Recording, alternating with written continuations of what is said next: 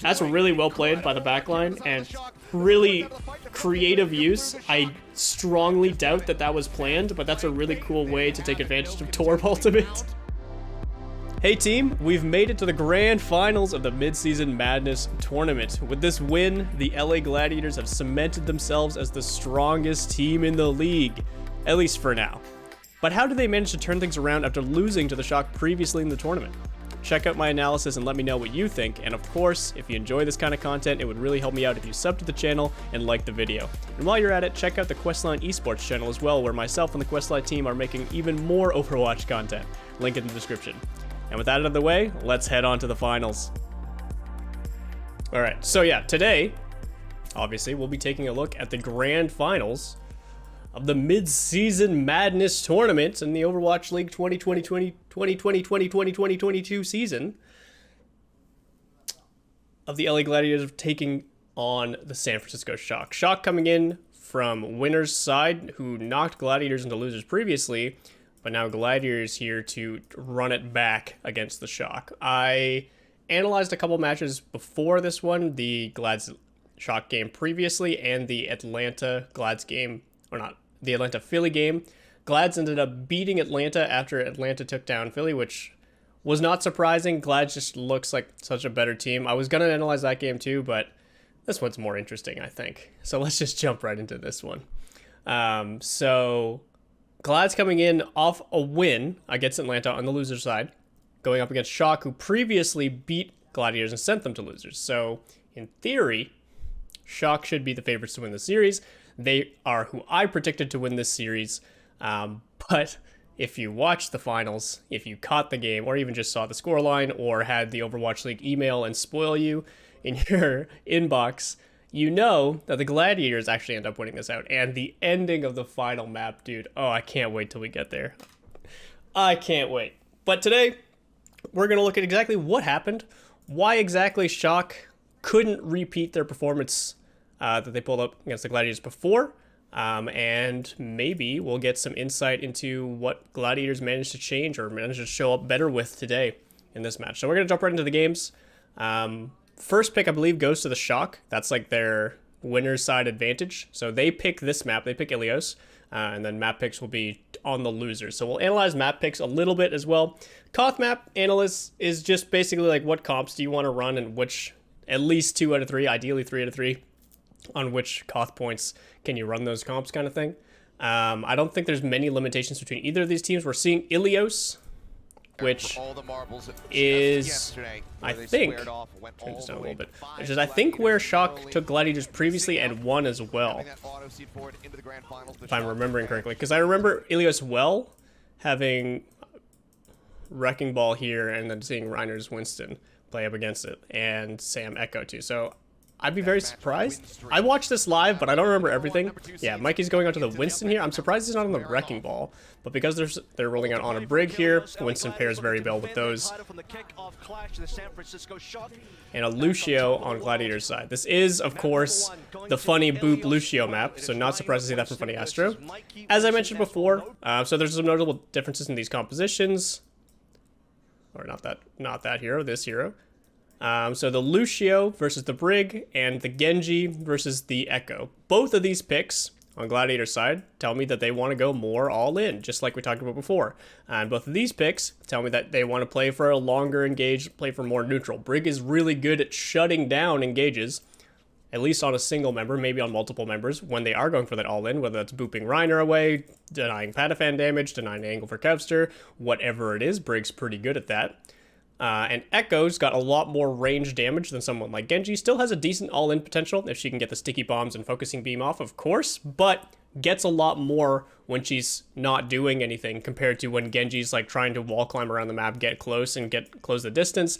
Echo's going to be doing more during that time. She puts out more damage, has more renewable cooldowns, is flying around in the air, those kind of things. So, even though this is closer to a mirror, I think Shock's playstyle is still more of a sort of keep away playstyle, where they're going to be trying to make sure that Sam has the uptime he needs, Finn has the uptime he needs, and Proper gets to farm everybody, whereas Gladiators are going to be trying a lot harder with Reiner to find strong engages. They might couple that with anti-nades from Shu. They might couple that with speed boost from Funny Astro. They might couple that with all-in engages from Genji.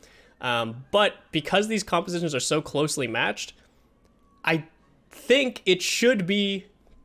it shouldn't be easy for Reiner to do that, because if Mikey's playing Winston not passively but more reactively to Gladiators, he should be able to just 100% match those engages, or if he's not playing to match them, only go aggressive when he knows Reiner isn't available to go aggressive himself. So let's see what this matchup looks like. Good afternoon, Corgi. How are you doing? Playing for this topside high ground, both Anas love this position. Echo obviously a lot better at pressuring over these top angles, but Genji can also get in fairly easily as well. Just like I said, Echo's going to be doing more damage. In neutral, they're looking to poke out Reiner because they know... Okay, well, they also know if they kill Kevster, they kind of win. But they know if they force Reiner to jump or bubble, then that, like, unlocks Mikey's potential to play the game. And then when Mikey's unlocked, that creates a lot more space for Sam to follow up more aggressively, more space for Proper to follow up aggressively, and even potentially, maybe not on this map, but on some cases, potential for Finn to rotate aggressively and try and get a nade off aggressively rather than save it defensively. So a lot comes from forcing Reiner out of the fight or out of his posturing position, and you can see that that's not up to Mikey at all. He's kind of just waiting for his DPS to test the waters before he jumps in. But, I mean, who needs to push Reiner back to start a fight when you can just kill Kevster in the Tracer duel? Some of the best Tracer players in the world, by the way, in this matchup, Kevster versus Proper.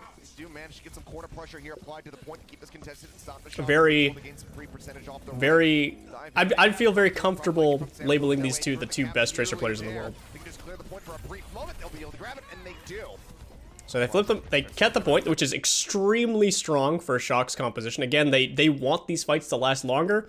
Nothing says you want a longer fight more than having the objective also ticking in your favor. So this is a good situation for Shock to be in, all off the back of Kevster being taken down. Reiner jumps in, but doesn't really get anything, gets slept and booped. And burned.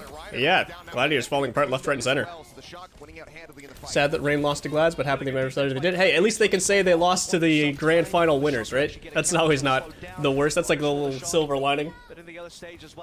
At least if we lost to them, so did everyone else, you know? Well, thank you for stopping by, Stub My Toes. Appreciate you. Yeah, look how passive Mikey's playing. He's playing so far back, because all he has to do is, like, see Reiner go in, counter bubble Reiner's position. And Proper's playing smart as well. He's playing space. He's not playing to go aggressive, although maybe he should have been playing stronger space. So what I don't like about this rotation from Shock, so you see Reiner go in, he bubbles here to deny Finn's angles, which means that Mikey can't stay here. Mikey knows that he can't stay here, but he can at least disrupt this follow-up pressure of the Genji and the Lucio, actually, and the Tracer by putting his own bubble down here. This at least means that if they want to follow this up, they need to commit heavily and positionally.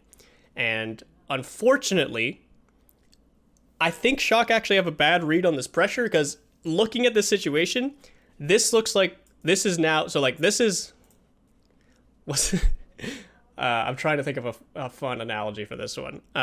So like this is like the flowing river that Reiner is opening up, right? Like there's been an earthquake and the tectonic plates have shifted, and this is now the the river is opening up for all three of these members to continue their aggression. That's the expected level of aggression until Mikey builds a dam, and now water is gonna overflow over here and spill out across the point into Proper's position, which is really good for Proper, but not right now.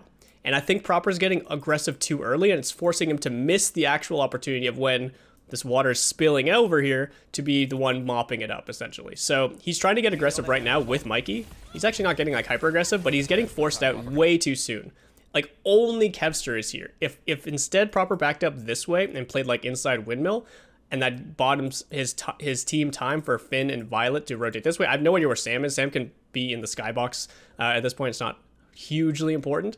But what you want to be able to do in Shock's shoes here is be able to kite this way with Finn and Violet. You mark the space over here with Proper's Tracer. So Tracer on a Brig, and then Mikey still hasn't used his jump. So if these DPS flow this way, and I know my head's covering that, I'm sorry. If the DPS flow this way, from Gladiator's side. Then Reiner jumps, not Reiner. Then Mikey jumps over here, lands in this zone. Even without his bubble, that's fine. He just needs his body because there's no bubble from Reiner either. And Reiner shouldn't be able to jump here just yet. And then as Anna and Brig are crashing into space, Proper's marking from the side. Sam's flying back in from the lunar colony. And they should be able to absorb that engage. But if Proper gets aggressive too early and gets taken out, like this, and it's actually Reiner landing there at the same time as Patafan going aggressive. If Proper's just here during all this time, during this crash, and then Mikey's able to crash and absorb most of the damage that hopefully keeps Violet, if not Violet, at least Finn alive, then Sam and Proper are 100% free. Because everything was just committed onto mainly Mikey, ideally, but then also the supports who you're just trying to play for, unlocking your DPS potential here. But Proper got a little bit too aggressive too quickly, and I think that's because they expected them to just push forward into the bubble instead of look at like where the dam caused an overflow. Because the answer there was not to commit where Mikey put his bubble. The bubble was forcing their rotation, and you need to hit their rotation. Gladiators take charge. Very aggressive there as well. I mean, Gladiators, you just see from Proper's POV. But really good aggression from the Gladiators. If Patafan's ever able to like find value into an elimination, that's like, it's not like an instant win for Gladiators or anything, but it means that they were allowed to play the game the way they want to, and it usually means San Francisco skips a step and lets the Genji pop off like that. Proper is in again, trying to create some attention, poke some people down, force some space. Violet walks away steadily from a pulse spell, marking Kevster. That's actually really bad for Glads for Kevster to be marked by Violet. Well, I mean, not if Violet dies, though. Okay, never mind. They were waiting to jump him. Maybe even just forcing that shift was enough for Reiner to jump. I'm not sure. Wish we had a better POV for that moment. But now we're seeing Mikey go in and getting slept with the Nano, unfortunately. This is looking pretty good for Glads until Shu gets stuck. Nano traded out onto Reiner as well. Still pretty good for Glads considering they own the point, but the copy as well as Primal available from Mikey should spell defeat for them. If you're Glads here, you basically just want to hold on to the point for as long as possible and try to bait San Francisco into going overly aggressive where you can take like a single kill that can then turn the entire team fight. But Shock's too smart for that. Proper doesn't get too eager. Mikey doesn't get too eager. They burned a lot of ultimates, but so did Glads actually, so it's not that bad. Good retake. Ooh. Beat covers the aggression here. Why is Mikey dead? Why? Where's your bubble? Where's your jump? How did Mikey even end up here? So he's hanging out his normal spot because he's trying to, again, like, he's trying to build his dam right here to stop this very linear aggression, and then planning for an extended fight around here, most likely. That's the most defensive sort of positions you can plan for when you're holding this point. So he drops here. He bubbles here, so there's his bubble. Oh, he jumps and lands back here. He's jumping over the top right now. And this would be perfect, and it's the exact same situation that we were playing for before, except there's a beat now. So normally, this landing means Sam and Proper are free, because they have to deal with this, otherwise 5 people are getting cleaved as they're trying to approach, and Finn and Violet are also like very safe, especially with Rally right now, so it's too hard to keep going this way. So Mikey's trying to keep them here, but in reality, like, he doesn't have the same staying power as obviously a whole sound barrier, so he's going to end up punished here. And really nice bubble from Reiner. I don't know how planned it was to punish Mikey there. I think he kind of got surprised by Mikey landing behind him, and the bubble worked out really well because of that, but either way, that bubble was massive to completely isolate him. Glad's flipping it back very quickly. This is now worrying for Shock because whenever you're above about 50%, you recognize that you kind of have 2 options. You either retake immediately, take a very fast fight, usually with no ultimates or low priority ultimates, like, say, Pulse Bomb, and then in anticipation of building your ult economy up for a final fight at 99%. Or you start posturing like you would take the first retake, and you take a long extended retake, but that takes upwards of like 30%, which, surprise, surprise, puts them at 90%. And if they opt for that and it doesn't go their way, when they're not ready to full commit, or if they take too long getting ready to full commit, trying to build an ultimate like Nano or Primal or Copy or something, or waiting for like really like slow moving aggression, which Shock typically likes to do, they don't want to always go as all in as say the Gladiators do, then it's a bit of a gamble, because like I say, if it doesn't work out in your favor, you just wasted all that time trying to wait for the perfect engage that never comes, and now you're out of options. So it's very hard to come up with the right solution in this instance. Best case scenario, Proper just finds a pulse bomb on like Shu or something, and they can go in off that, obviously, but that's not something you can really plan for in the macro department. So let's see how Shock approach this fight. Are they going to try and go fast and then instant reset? It looks like they are. They're going very aggressive here, trying to catch Gladiators that are still regrouping, but obviously, okay. Speaking of the perfect thing they could ask for, Proper finds Shu. This is off the back of that early aggression of finding control over the point while Gladiators are still regrouping. Smart of Glads to regroup there, but obviously need to be able to mark those threats. Not quite able to close out the Lucio kill, but it doesn't matter. That is insane. Literally like the perfect engage. And now the script is flipped, because Gladiators were hoping of taking a slow fight themselves because they wanted to burn the point out, and because they just instantly lost when they were expecting to be able to draw that one out, they've got no ult economy. They're swapping on to Sombra to help them touch, I imagine. I don't know. They need to go now. If Reiner's forced to jump in, it's not going to be a good look. Nice little position for Patty. I've been really impressed with Patty's Sombra play, by the way. I like the way he's using the enemy space there with his translocator. He's dead, though. Nice kill. This makes Glads a lot easier to read. And they got a nano on board. Oh my god, Violet almost yoinked that nano so hard. But nah, it's over now. Unfortunately, with no strong ult economy from Glads, they were so close to nano, beat, and primal. But with no immediate ult economy value and 10%, less than 10% as soon as they started spawning. Rough ask. Hey, what's up, Raver Man? How you doing today? Also, bees, how you doing? I didn't see you there because all you're doing is spamming emotes. The little bee. Wait, are all your emotes bees? That's awesome. Alright, on to Ruins. A lot more linear of a map type. No real strong hard cover options or rotation options. It's just kind of long sight lines. So we're seeing a Sojourn come up for Patty. And instead of a Echo, we're seeing a Genji come up for Sam. And we're seeing the Lucio Moira for Shock. So this is actually like the most all-in you could look with a Winston dive comp with Lucio and Moira. Both sides opting for this sort of closed space on the inside here, which is interesting to me. This, in theory, should favor the Doom, I believe. I think the disruption that Doom can cause on this bridge, if like anyone falls off onto the point and can't develop, granted, like, so oh my god. Big Ben. This was a good match. Also nice video on YT, and look forward to more content the closer we get to OW2. Keep working hard. Thank you, my friend. Thank you for the resub as well. Welcome back to the Tika team. Hope you're doing well. And glad you're enjoying the content. I will continue the grind, don't worry. Lots planned. Lots moving forward. Alright, so both teams opting for the closed space here rather than going for angles here. No one really benefits from angles other than Patty and Shu. So it's interesting that they're opting to go for this angle, but they're doing it for the Doomfist. I'm 99% sure, because I think Doomfist rollouts here are really, really strong. Both teams have a Lucio, so both tanks should be there at the same time.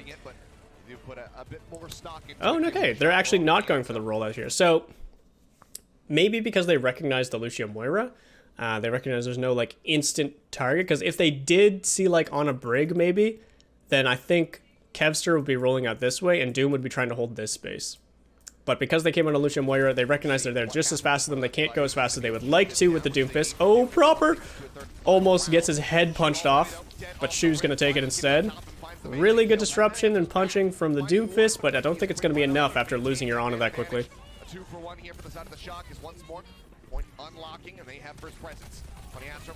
Oh my god, Proper the tracking.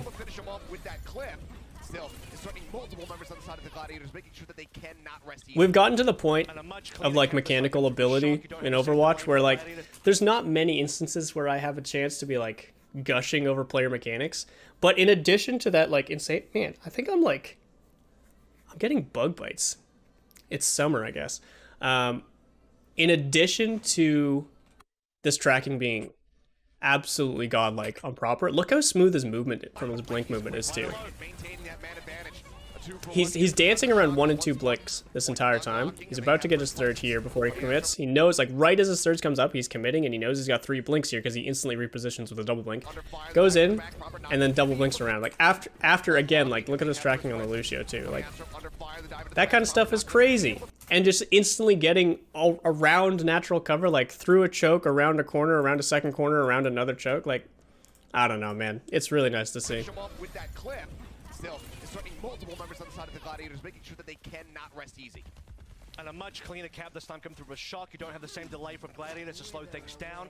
2-for-1 trade in terms of members dead. Gladiators lose 2. Their Rhino on low HP couldn't dive back in. He's ready to go now, putting a lot of pressure to Mikey. Mikey does not like the poke, and he's dead. Just kidding, Finn's dead. Finn? It was Mikey that got stuck, right? Yeah, it's just he got a little too close to Finn, I guess. And now everyone's dead. Pulse bomb pretty good at starting fights, huh? Bye. Goodbye, Sam. Gladiators once more regaining control, this time a little bit sooner. Shock hit 24%.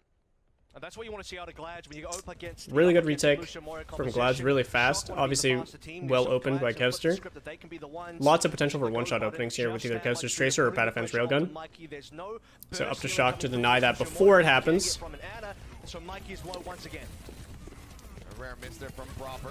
Yeah, Doomfist versus Monkey. Pretty Doomfist favorite, huh? Build up towards these ultimates to further hold the point.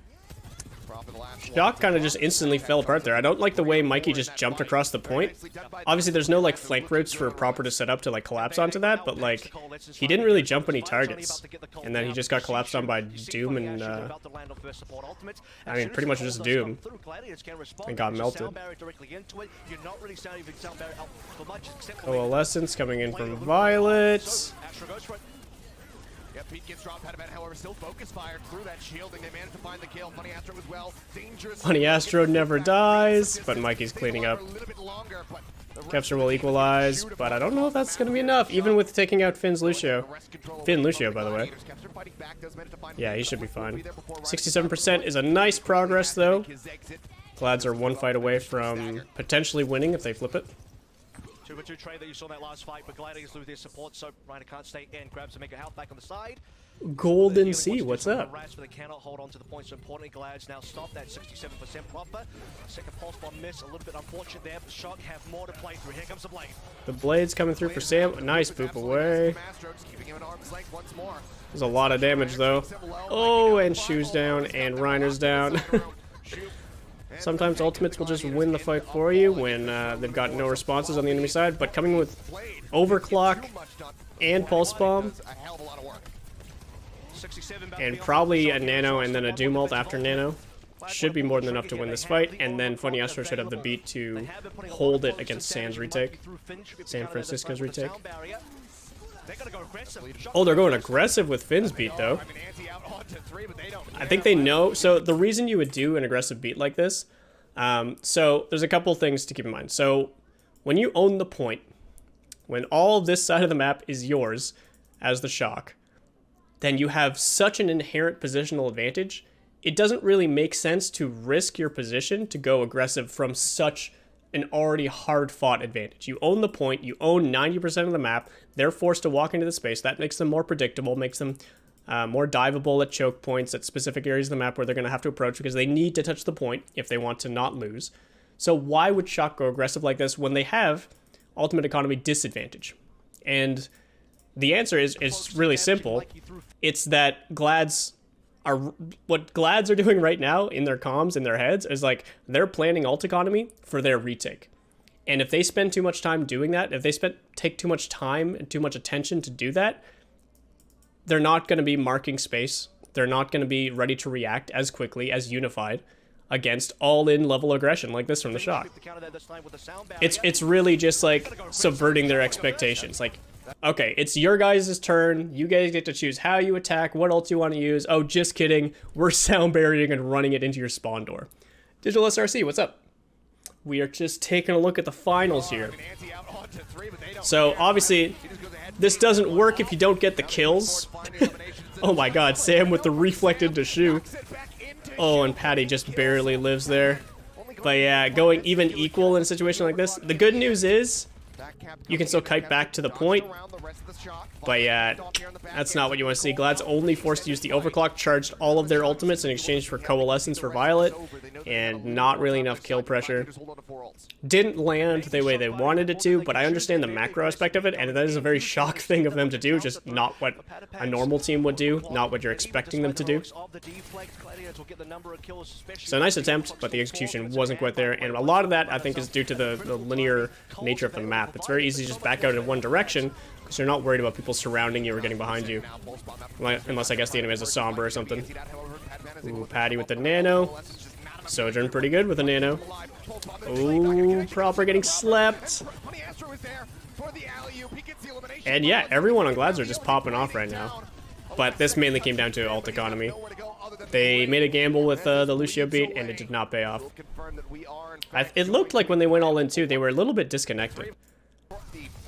Like, look how slow they go in, like, after this. After this? Oh, okay, right here. Wait, no, it's after this, too.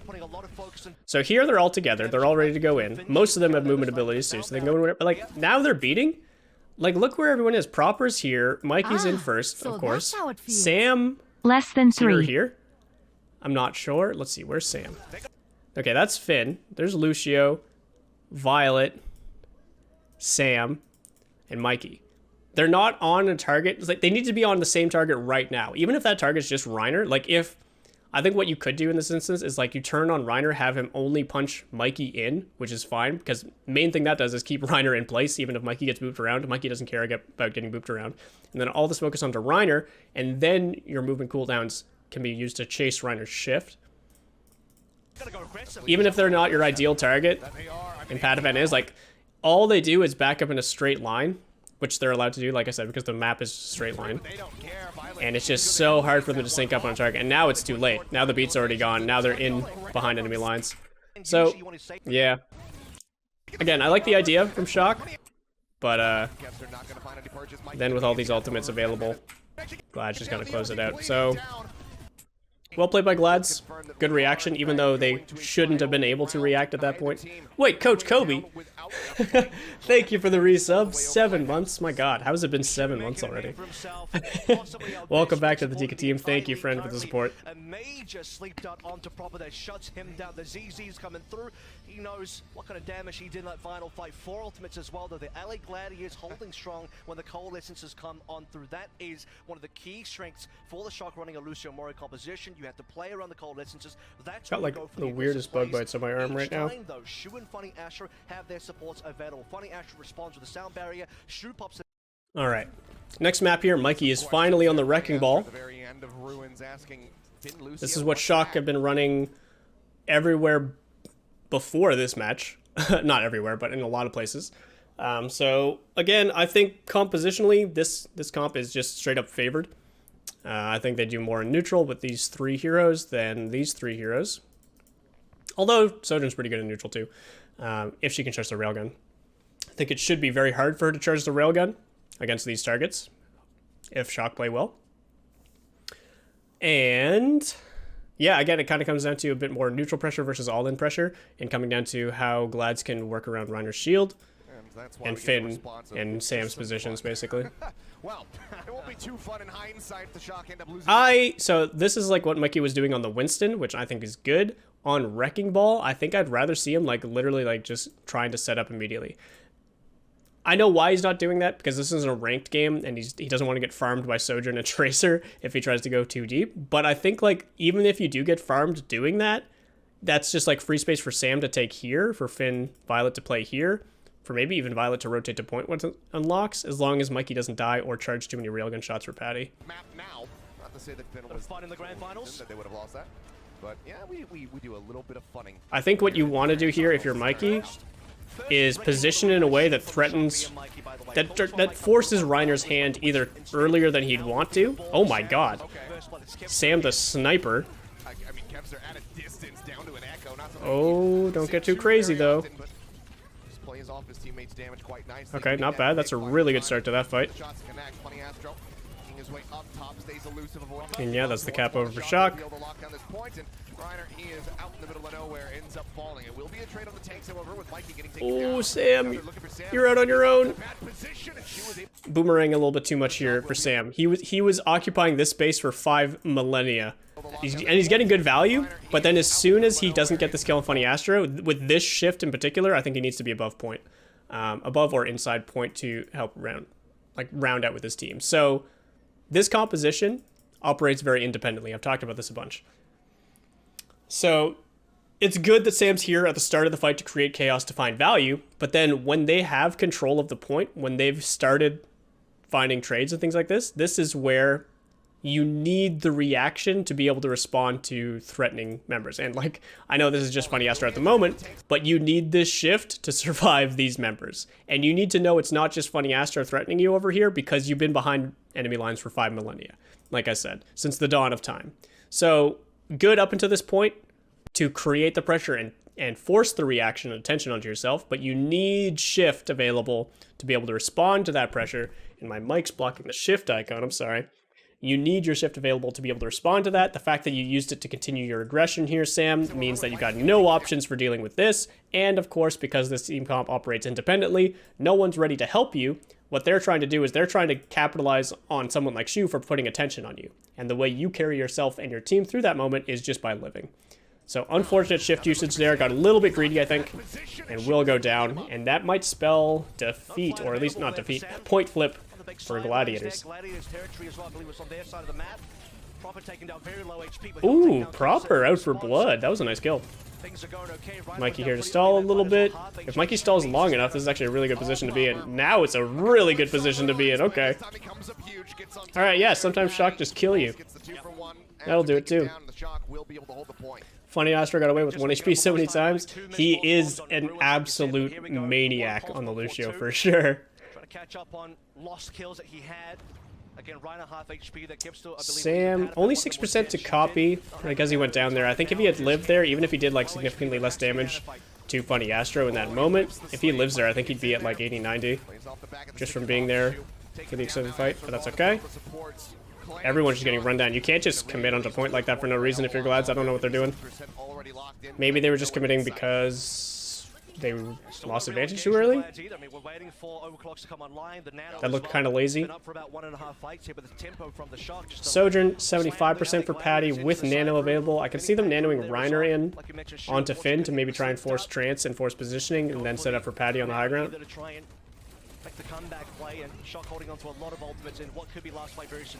Mines come out first. I don't like that for Mikey necessarily. I'm guessing this is off the back of seeing all these people on the low ground.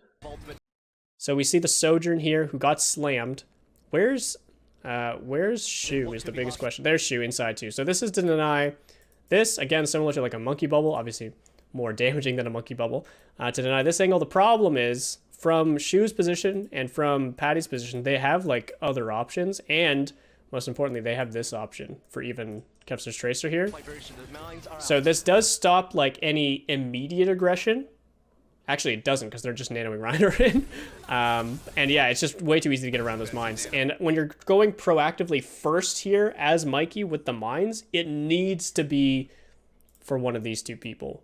And I didn't see Sam or Proper finding value in the moment. The only time you would do it not for them is when you're doing it for Finn, because you need to do it defensively to slow their engage, like a monkey bubble like we saw on the well. Mines were very early there. Oh, the nano snipe from Reiner, Sniper Monkey. The body block as well. Mikey's playing pinball. The mines kill Shu, are you kidding me?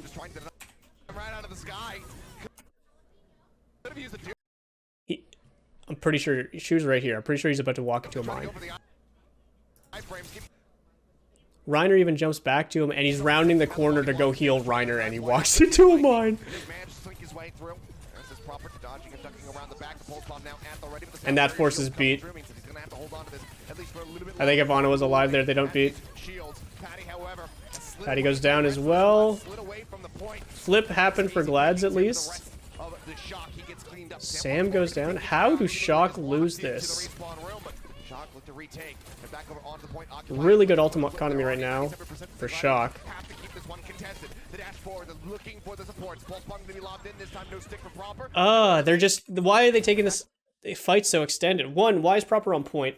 He needs to be unlocked here. If anyone's touching point, just be Mikey or Brig. Ball or Brig. But Tracer needs to be like farming right now, and then Ball should be using point to bait attention and then go to regroup with Tracer. And like all this damage is now meaningless. Violet was... Violet, I think, was moving to anchor point, but then realized they didn't have the numbers to actually take a team fight on point, so started backing up towards the Mega, but got booped by Funny Astro and goes down. And because Proper is sitting on point this whole time, he's late to try and punish Kevster.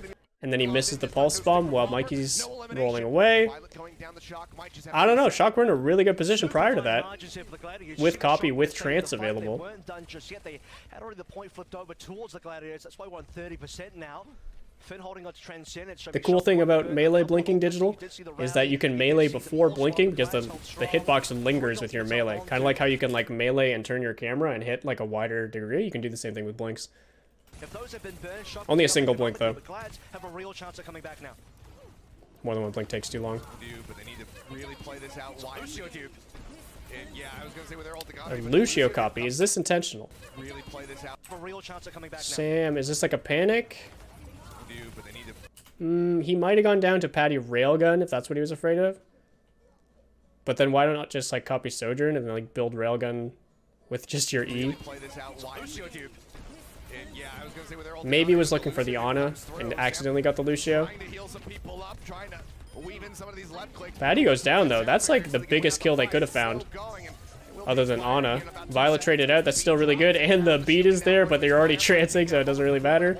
But then he's there for the kill on Reiner. How does Shock lose this? Finn is off the map? Where's Finn? Okay, he's behind point right now, and yeah, he's off the map. He ended on point post-trance, but without Violet there, he's got no staying power. And then the nano into Kevster. I don't know. I mean, like, Gladiators are playing extremely solid, but there's just so many... That's the second time someone walked into a mine randomly from Mikey. Reiner back on the ball to get here faster, but... I don't know. I think Shock have just been playing way too independently for too long, and too many individuals are getting punished. Finn's dying way too often as well, which just isn't allowed to happen with this comp. If Finn's dying, it's because everyone else is getting too aggressive and not finding enough value, and it's letting Gladiators approach without too much pushback. Might get into Winston now. Swapping with Finn, swapping onto the Ana, which doesn't bode well. Absolutely. This barrier needs to be well timed from Astro. Someone typically you can very much rely on to not beat the beat.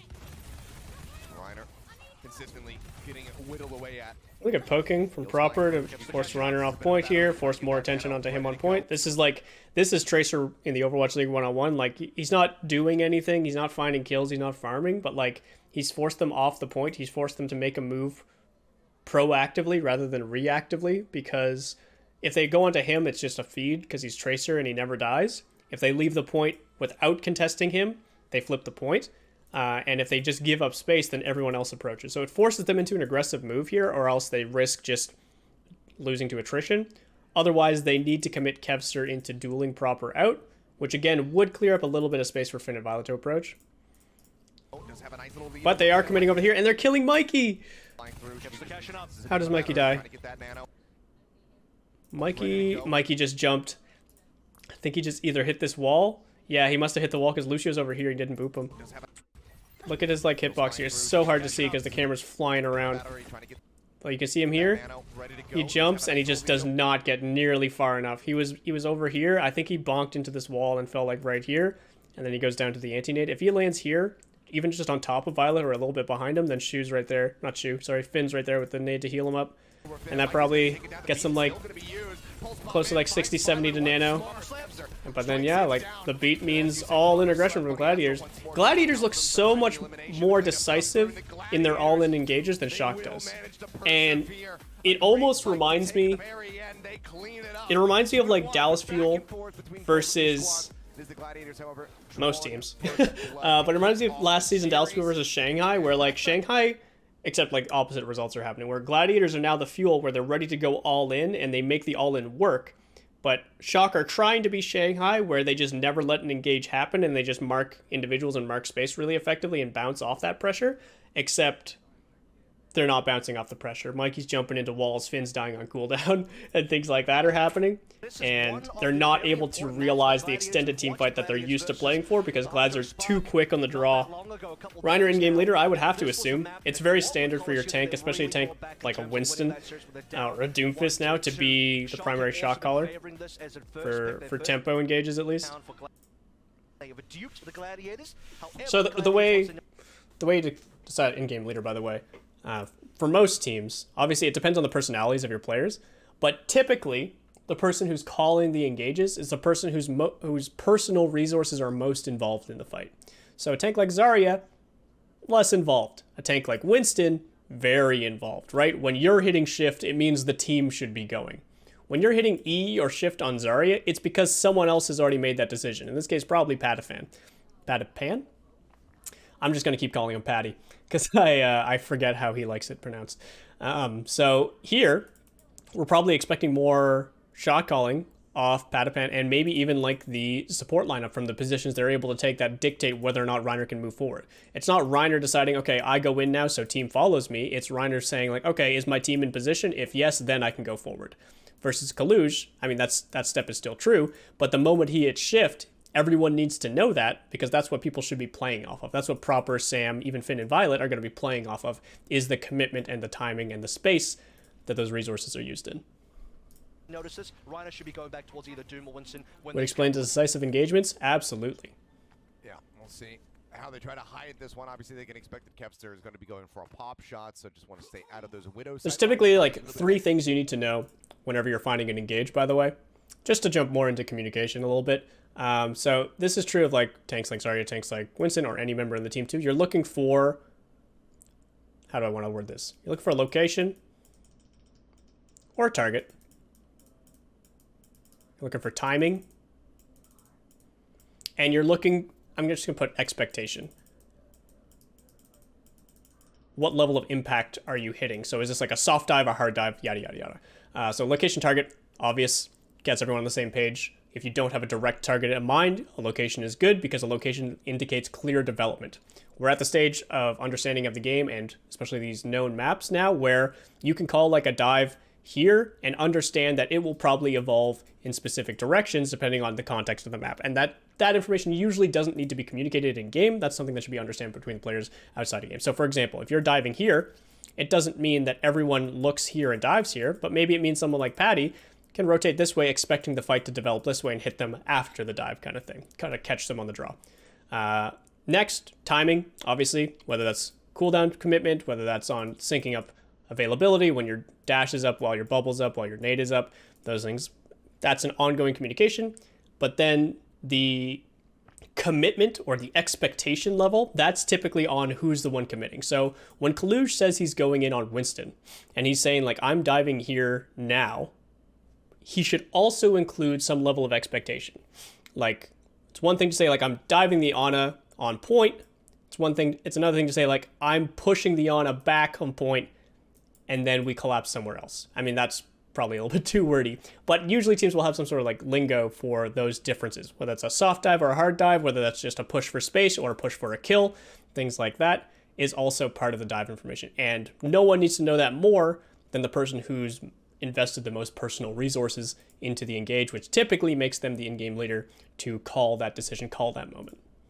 More relies on their resources being hit for more people in the team to find value, and they're also the one putting the most at stake by typically putting their position in there and limiting their own options afterwards. So if people don't follow their call, then they actually get punished as well, which we did see a couple times as too. Well, we see it all the time actually in the Overwatch League on tank players, especially whenever they go in and their team isn't quite ready to follow up.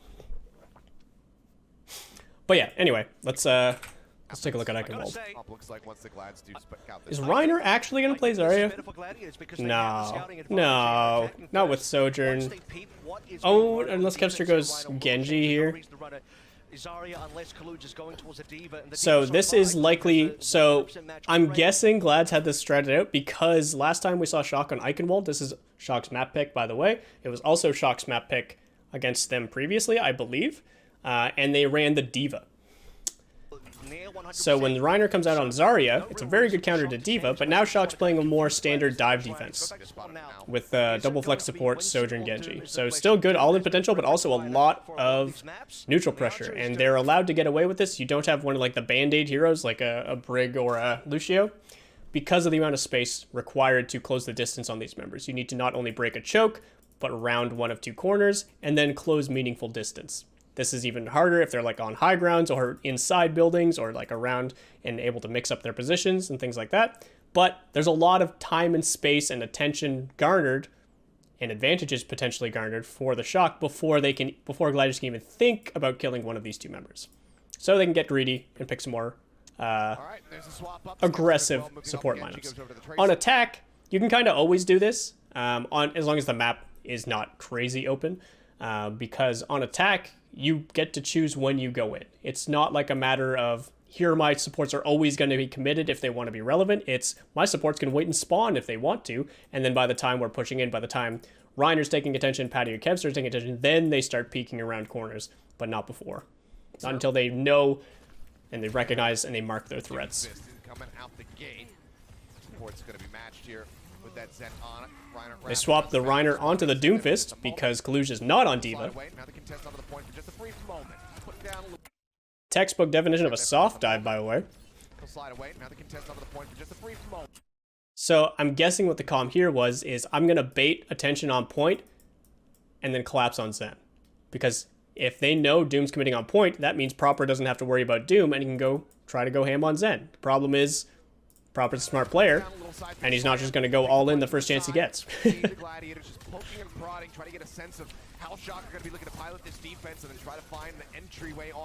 Again, not committing heavily here, looking to mark Kevster this time. Kevster's also... Wait, no, not Kevster, sorry. That was Kevster from Glad's side. Who am I talking about? Going to mark Proper again on the Genji, who's trying to punish Kevster, who does end up killing Kevster after he gets slept, or Violet does rather. Good opportunity for Proper there, get some good damage. Main thing he's doing here, rather than trying to kill the Ana, of course he's trying to kill the Ana and the Zen and whoever else he can, but main thing he's doing here is making sure that all this reinforcement pressure isn't going this direction, which the bubble's doing a good job of denying already, but then by the time the bubbles are going to expire, here's Proper to try and punish them. They're either going to have to overexpose themselves by trying to push through the bubble, which Proper can punish, or they're going to try and outlast the bubble, in which case Proper can push them out of position while the bubble's still relevant, so that when the bubble does go down, they can't immediately follow up either way. So he does that by taking their attention and by hopefully burning resources, like if they're forced to nade themselves or something like that. And all of that means, in addition to the bubble still being up, means that this is a lot easier to stabilize versus a two-threat dive. A little ghost dash for good measure, and Skewed is dead. Good hold, good counter dives, good attempts from Glads. I like how creative Reiner's getting, but not an easy backline to get to. Alright, we're out of coffee. On the Sojourn here is also another change up for the San Fransisco Shock. Look for the Nanoblade of Future Fights. Violet is nearly there, who is also playing the Ana, playing double flex support. Very important for the Shock. Not the coffee. It's okay. I can feel it kicking in. We should be able to stay awake. Proper force back by the nade. Lots of defensive resources used. This is not the position you want to be in for Shock, especially not with Proper dead.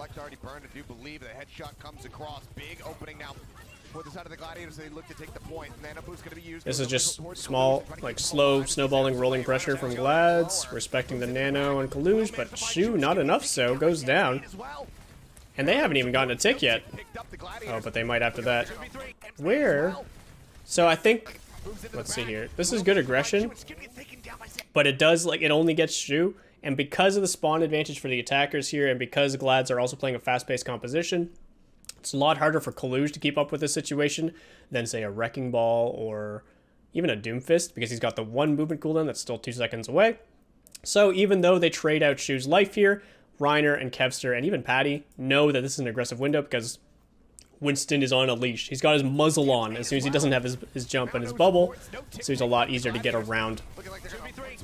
If you are going to commit aggressively like that with Kaluja's Winston, it needs to come with the understanding that the backline needs to be able to survive pressure without him, or they need to get enough aggressive pressure to offset any defensive requirements put on the backline. Proper finds a late kill on the Patty, but I think the spawns are too far. Yeah, Reiner's here. Oh! That's a tragedy. They might be able to close hold. The body block and the punch, that was nice. C9, C9, C9. What's up, Boreas? How are you doing today? Glad seem to hold on to space better on their comps. I think that's a nature. So I think they have to do the same thing that Shock is doing whenever they play Winston.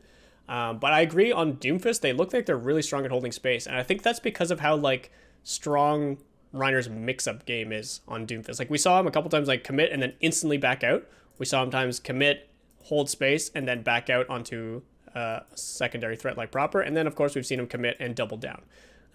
And being able to do that flexibly on Doomfist is mechanically demanding, is something that Winston can't do because he's got one button that he's allowed to press. It's something Wrecking Ball can do, but it involves more space, and this is a bit of a tight map, at least first point is. So, good play from Reiner. I think Shock were not as ready for Doomfist. If they're probably rather play D.Va against Doomfist, if I'm being honest, because D.Va can like fly around a lot more readily, and just can always be in Reiner's face no matter what. But Gladiators also had an answer for that by just playing the Zarya, so I don't know. Glad's looking pretty good right now. Blade available for Proper though will probably just be used to get out skewed Trance, or maybe they'll try and do that with Primal. But if they get too eager with it, he might just get owned. Kaluj, that is.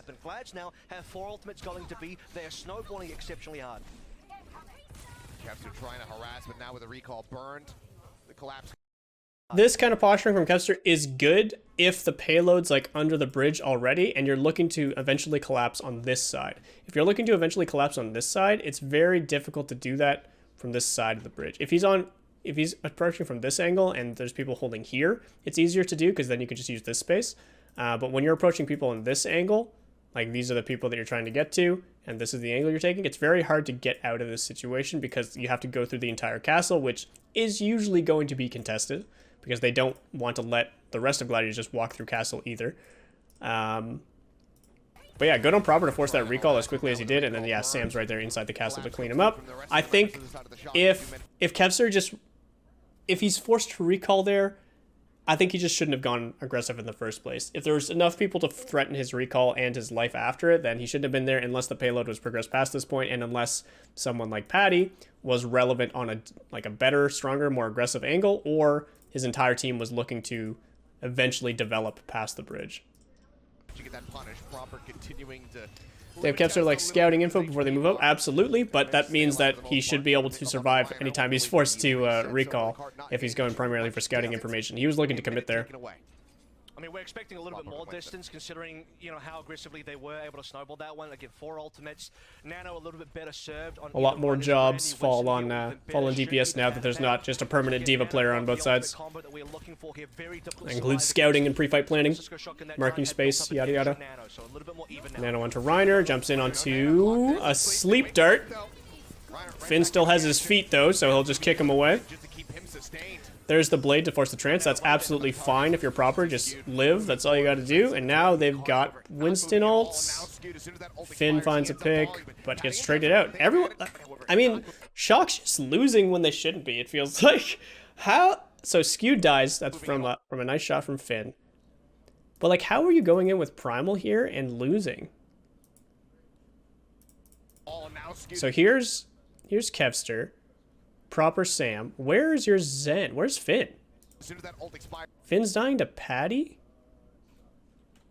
Here's Patty. So Finn is 100... Okay, Finn... Okay.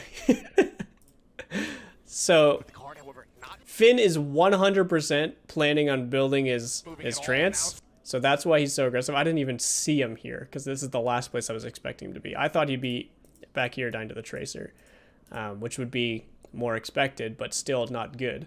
But yeah, they're trying to snowball this very aggressively post-enemy trance by keeping up with Skeud's position and using Primal to offset aggression and disrupt into this fight zone, which helps disable this threat because that means Tracer needs to blink into the fight, and enabling sightlines like this with decent natural cover. But Finn decides to ignore all natural cover in lieu of getting as much damage done as possible in an attempt to charge his trance, and he dies at 94%, unfortunately, with a railgun shot from Patty from 0.001 meters away, which leads to no trance to stabilize here. The Primal is going way too deep for the situation going on right now. This Primal is a good solo play for an extended team fight, but I think at this point we needed to use the Primal to extend the team fight, not find value from the Primal. But I mean, if the call was to build trance, then like I understand Kalush going for solo pressure. It's just so sucky that this happens. They should get the Ana. Yeah, they get the Ana, but that's gonna be it. And they technically have spawn advantage here. The defenders do, not by much, but it doesn't really mean anything because they're not going to be able to take top castle for free. Because Patty should be up there. Skeud might even get a chance to walk up those stairs on the left side. Kalush now into the Diva, which I think this is a uniquely Eichenwald thing that Shock does. I mean, not strictly Eichenwald, but they've run it a lot on Eichenwald. Do you guys see this big ass bump on my arm? Holy shit, I just looked at the camera. Did I get bit? Am I gonna turn into like Spider-Man or some shit? Anyway, the swap to Diva here I think is good against a traditional dive comp. And this is kind of like the closest thing we're getting to a traditional dive comp right now in current meta. You've got like an anchor / flanker, you got flanker, you got vulnerable backline DPS, and you've got a very important Winston main tank player. I think if this is Doomfist, Diva works equally well. I think if this is Wrecking Ball, Diva works equally well because none of these tanks are as good as Diva at contesting the objective, and all of them can be responded to by Diva. Diva obviously loses to slower tanks with more damage output like Zarya, and yeah.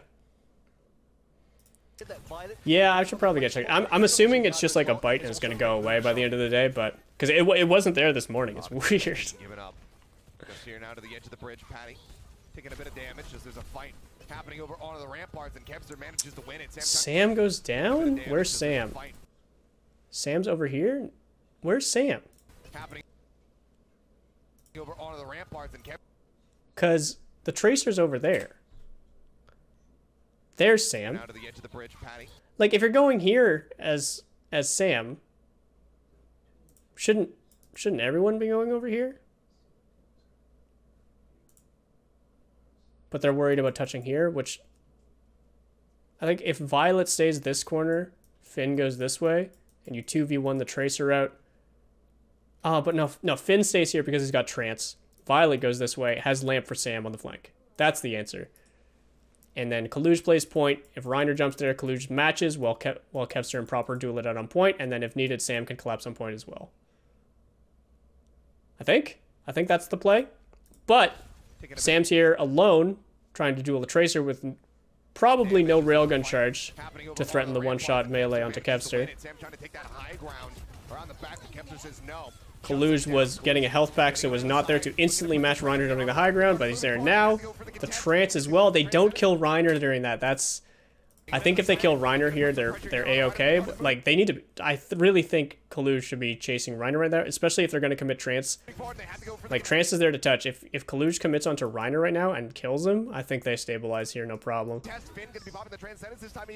This is such a common situation that I hate to see. Trance is such a good ultimate, not because it just instantly resets tempo, but because it lasts so long, and usually these resources will still be relevant. Like, this is like 50% of Zen's kit right here is just the Discord Orb, which lingers during Trance. So not only do you make Zen the best healer in the game and invulnerable and the best cart contester in the game, and you instantly reset any damage that the enemy did, but you're also still at advantage neutral-wise with the Discord Orb because you can't take meaningful damage unless you're anti-nated, and you need to be able to... You need to get something offensive, is what I'm trying to say. I'm stumbling over my words.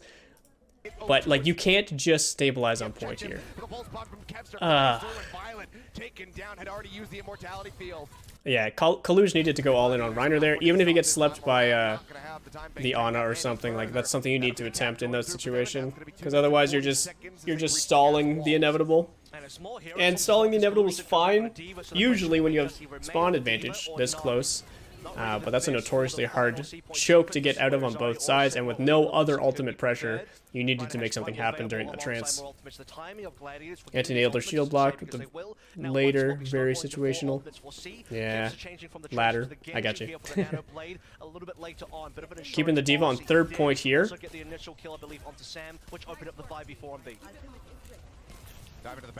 Reiner going deep with the primal, pushing people back into the spawn rooms.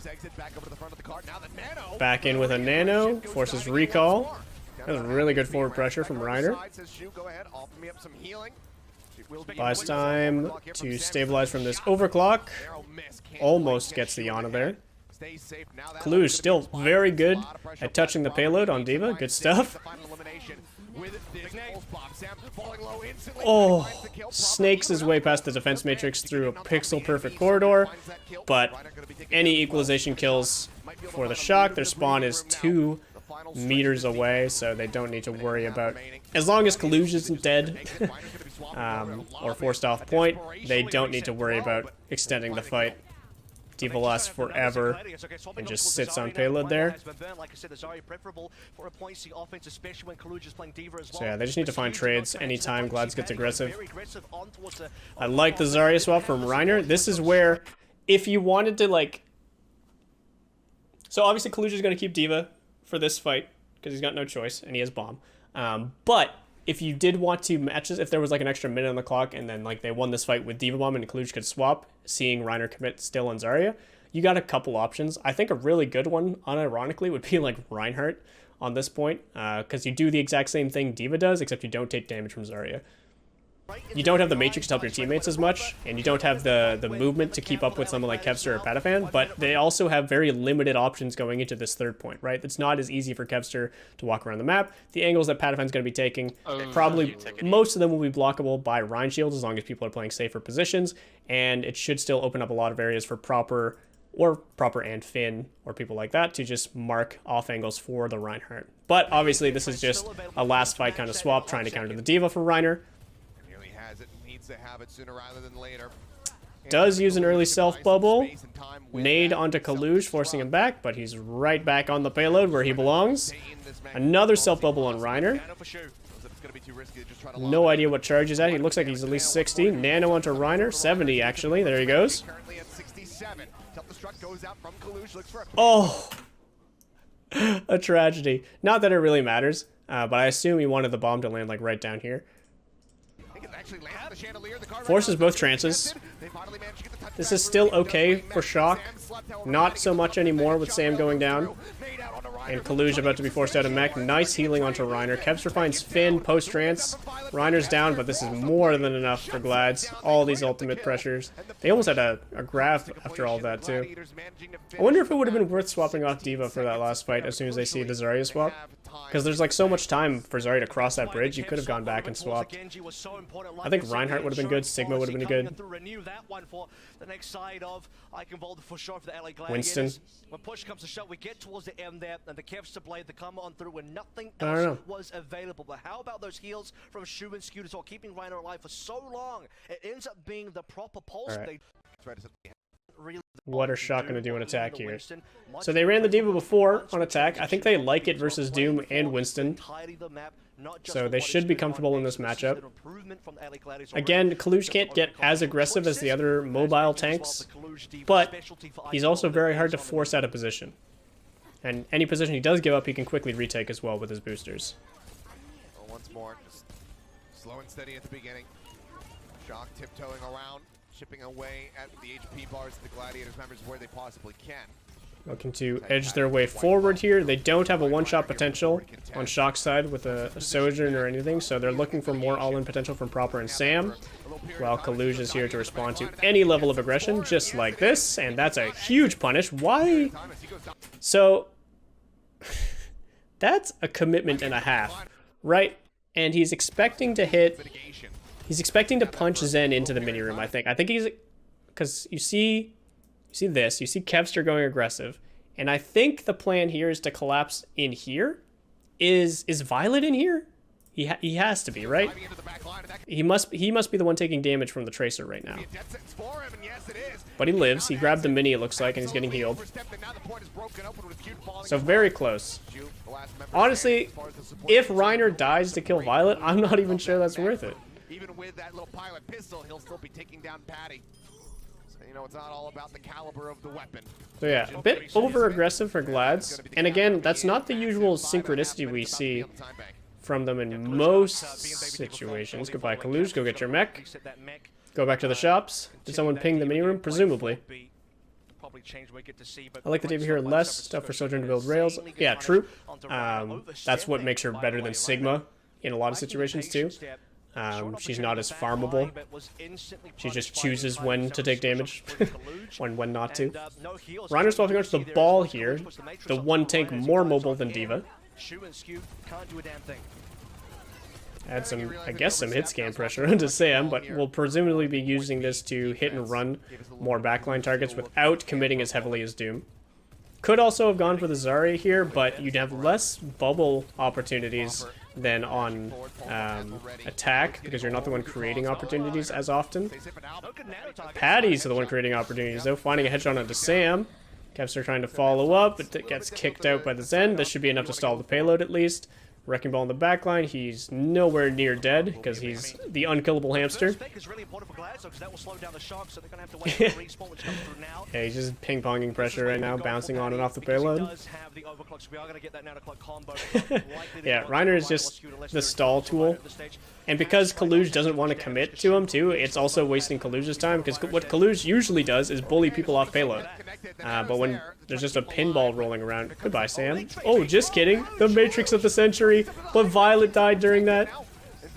I don't know how Reiner found Violet during all of that. So Reiner's down here. And Violet must have been down here too? So there's Shu, who slept Sam with Patty. Violet's dying even before this moment. I have no idea where Violet is, dude.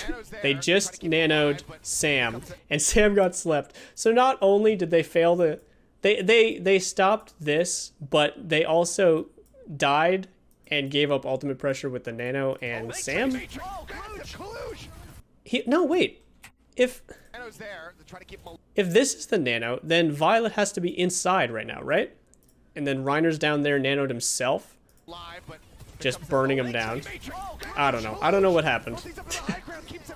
I don't know where Violet is. But he's dead. He's in the spawn room. Clean up from proper. Oh my god, skewed from across the map though. Doesn't matter though. This means cart progress doesn't do anything. Opened up the bridge, completely unoccupied. Yeah, they're gonna get a bit of progress, but yeah, like Reiner's right there to stall a little bit more, and Glads are gonna be fine to recontest. Proper even goes down, unfortunately for. Oh man.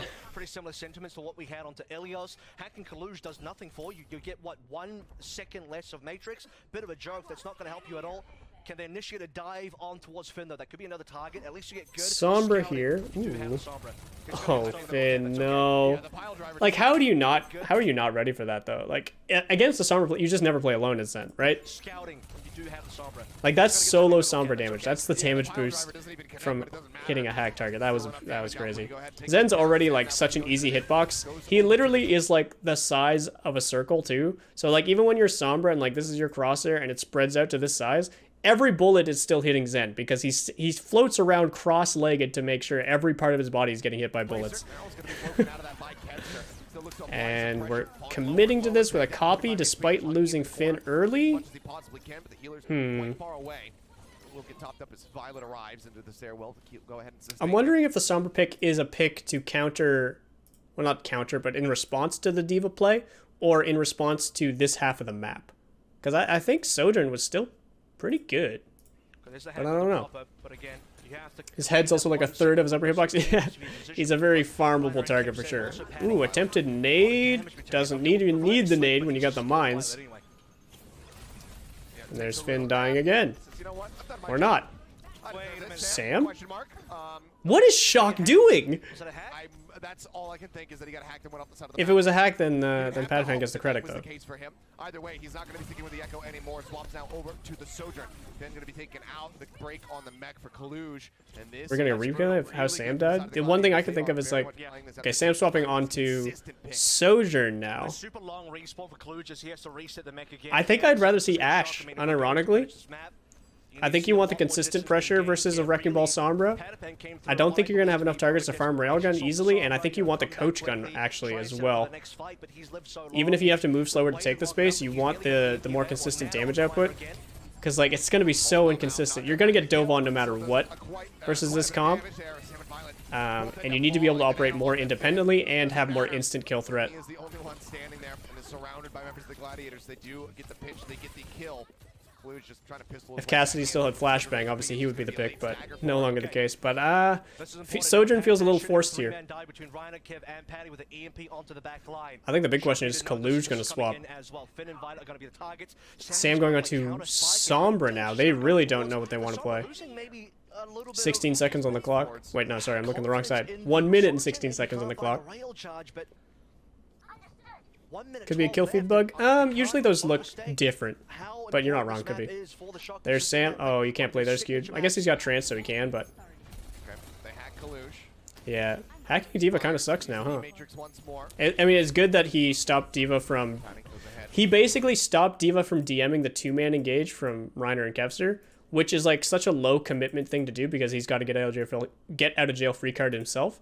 And since this is defense, you can kind of go all in on that as long as no one's dying. And then just all three of these people back out in exchange for like a little bit of payload progress. And since these members are all so fast, you're going to get back to the payload anyway. That's not a bad trade to go for. It just feels very optimistic. To like, you're putting 3 people's resources into a single dive that far into. Seems optimistic. And if Sam had found Skewed during that moment and farmed him the way Patafan farmed Finn earlier, then... What are we trancing, Finn? Alright, my window is too bright right now. 1 sec.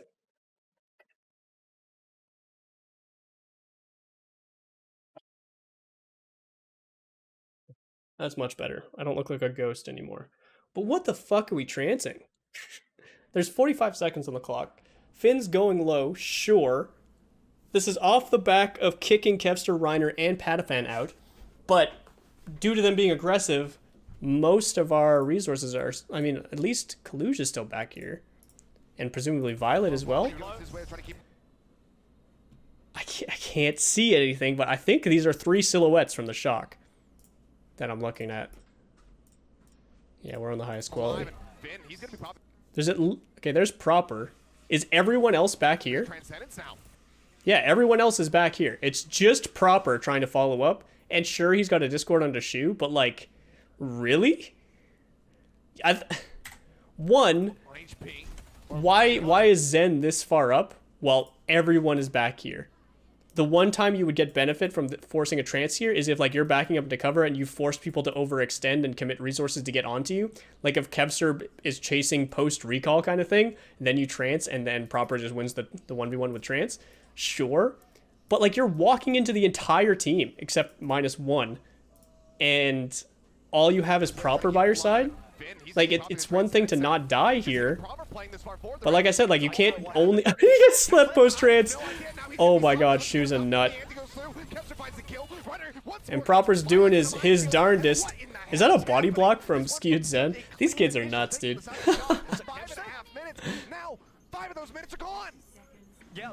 30 seconds gone, Trance gone, Finn swapped onto Brig. I don't know, man. I'm confused. Shock looks lost. Their ult economy's been horrid. Okay, Patty forced out. I don't like Patty trying to find dry hacks like that on non-soloed out individuals. If that was just D.Va around or just Brig around, I think it's okay. Otherwise, I think you do what he was doing with the Tracer Wrecking Ball dives, even if I feel like that is a pretty heavy commitment. Like, this would be a much better... Like, if he was, like, right here, hacking Violet as let me go back, in case you guys weren't watching that spot. So look over here. If Patty is, like, here, or even just, like, right here, stealthed, and he hacks Violet as Kevster's going in, even if Patty does 0 damage and all he does is just deny the nade from landing, oh my god, Kevster finds a kill. Trying to keep this cart occupied. Nano into Collusion. I guess they could cap this. EMP from Patty is going to be big, though, since there's 5 people on point. Yeah, there's 4 of them hacked. Big damage, but yeah, okay, bit of a disconnect. So that's huge damage-wise. Like, look at these health bars. And hack target-wise. But unfortunately, we're a bit desynced. Kevster's over here, along with Skewed, dealing with Proper, who's the only one who's not hacked. And honestly, if all this does is guarantee that this kills Proper and then they can collapse onto point, that's not bad. But I think Patty wanted more. I think he just saw a big EMP and expected big follow-up, but because Kaluj is playing D.Va, and he can defense matrix almost immediately after getting EMP'd, all of his damage gets shut down. But yeah, they don't kill Proper, but they do force him out, and they basically just storm the gates now with their ultimate economy, with their EMP. Wait. No, sorry, it was Sam the one with who has EMP. Kaluj bombing now, EMP is Skewed, who goes down after getting booped back in. Nano still, or Nano's now running out. This is so chaotic, dude. People are all over the place. This could go literally anywhere. No, it's Gladiators now with no tank and spawns there. Proper's doing his best. He almost kills Kevster. That was a really messy final fight. That could have gone Shock's way, but they just took too many deaths. And I can't get over that trance from Finn. That was really bad. Backline too good, yeah. Hello, Marshmallow. How are you doing today? So first 2, again, these first 2 maps have been Shock's pick as well. First 2 maps, both gone Glad's way. This is a nightmare situation for Shock to be in. And they've got map choice again for Hybrid going into next. Or not Hybrid, sorry, Actual's Hybrid. In Escort, and we're going to Gibraltar. And it's interesting that they're going to Gibraltar instead of Circuit Royale. But I understand why, mainly because I hate Circuit Royale. At least I think I understand why. I think they like their macro fundamentals, and they're more than happy taking the Widow duel with Kilo, I presume. Ons is a very good Widow, but a lot of people have been not calling him washed, but he's no longer considered at his like peak compared to what he was like last season. When he was making big splashes last year, people were rightfully so calling him the best Widowmaker in the world.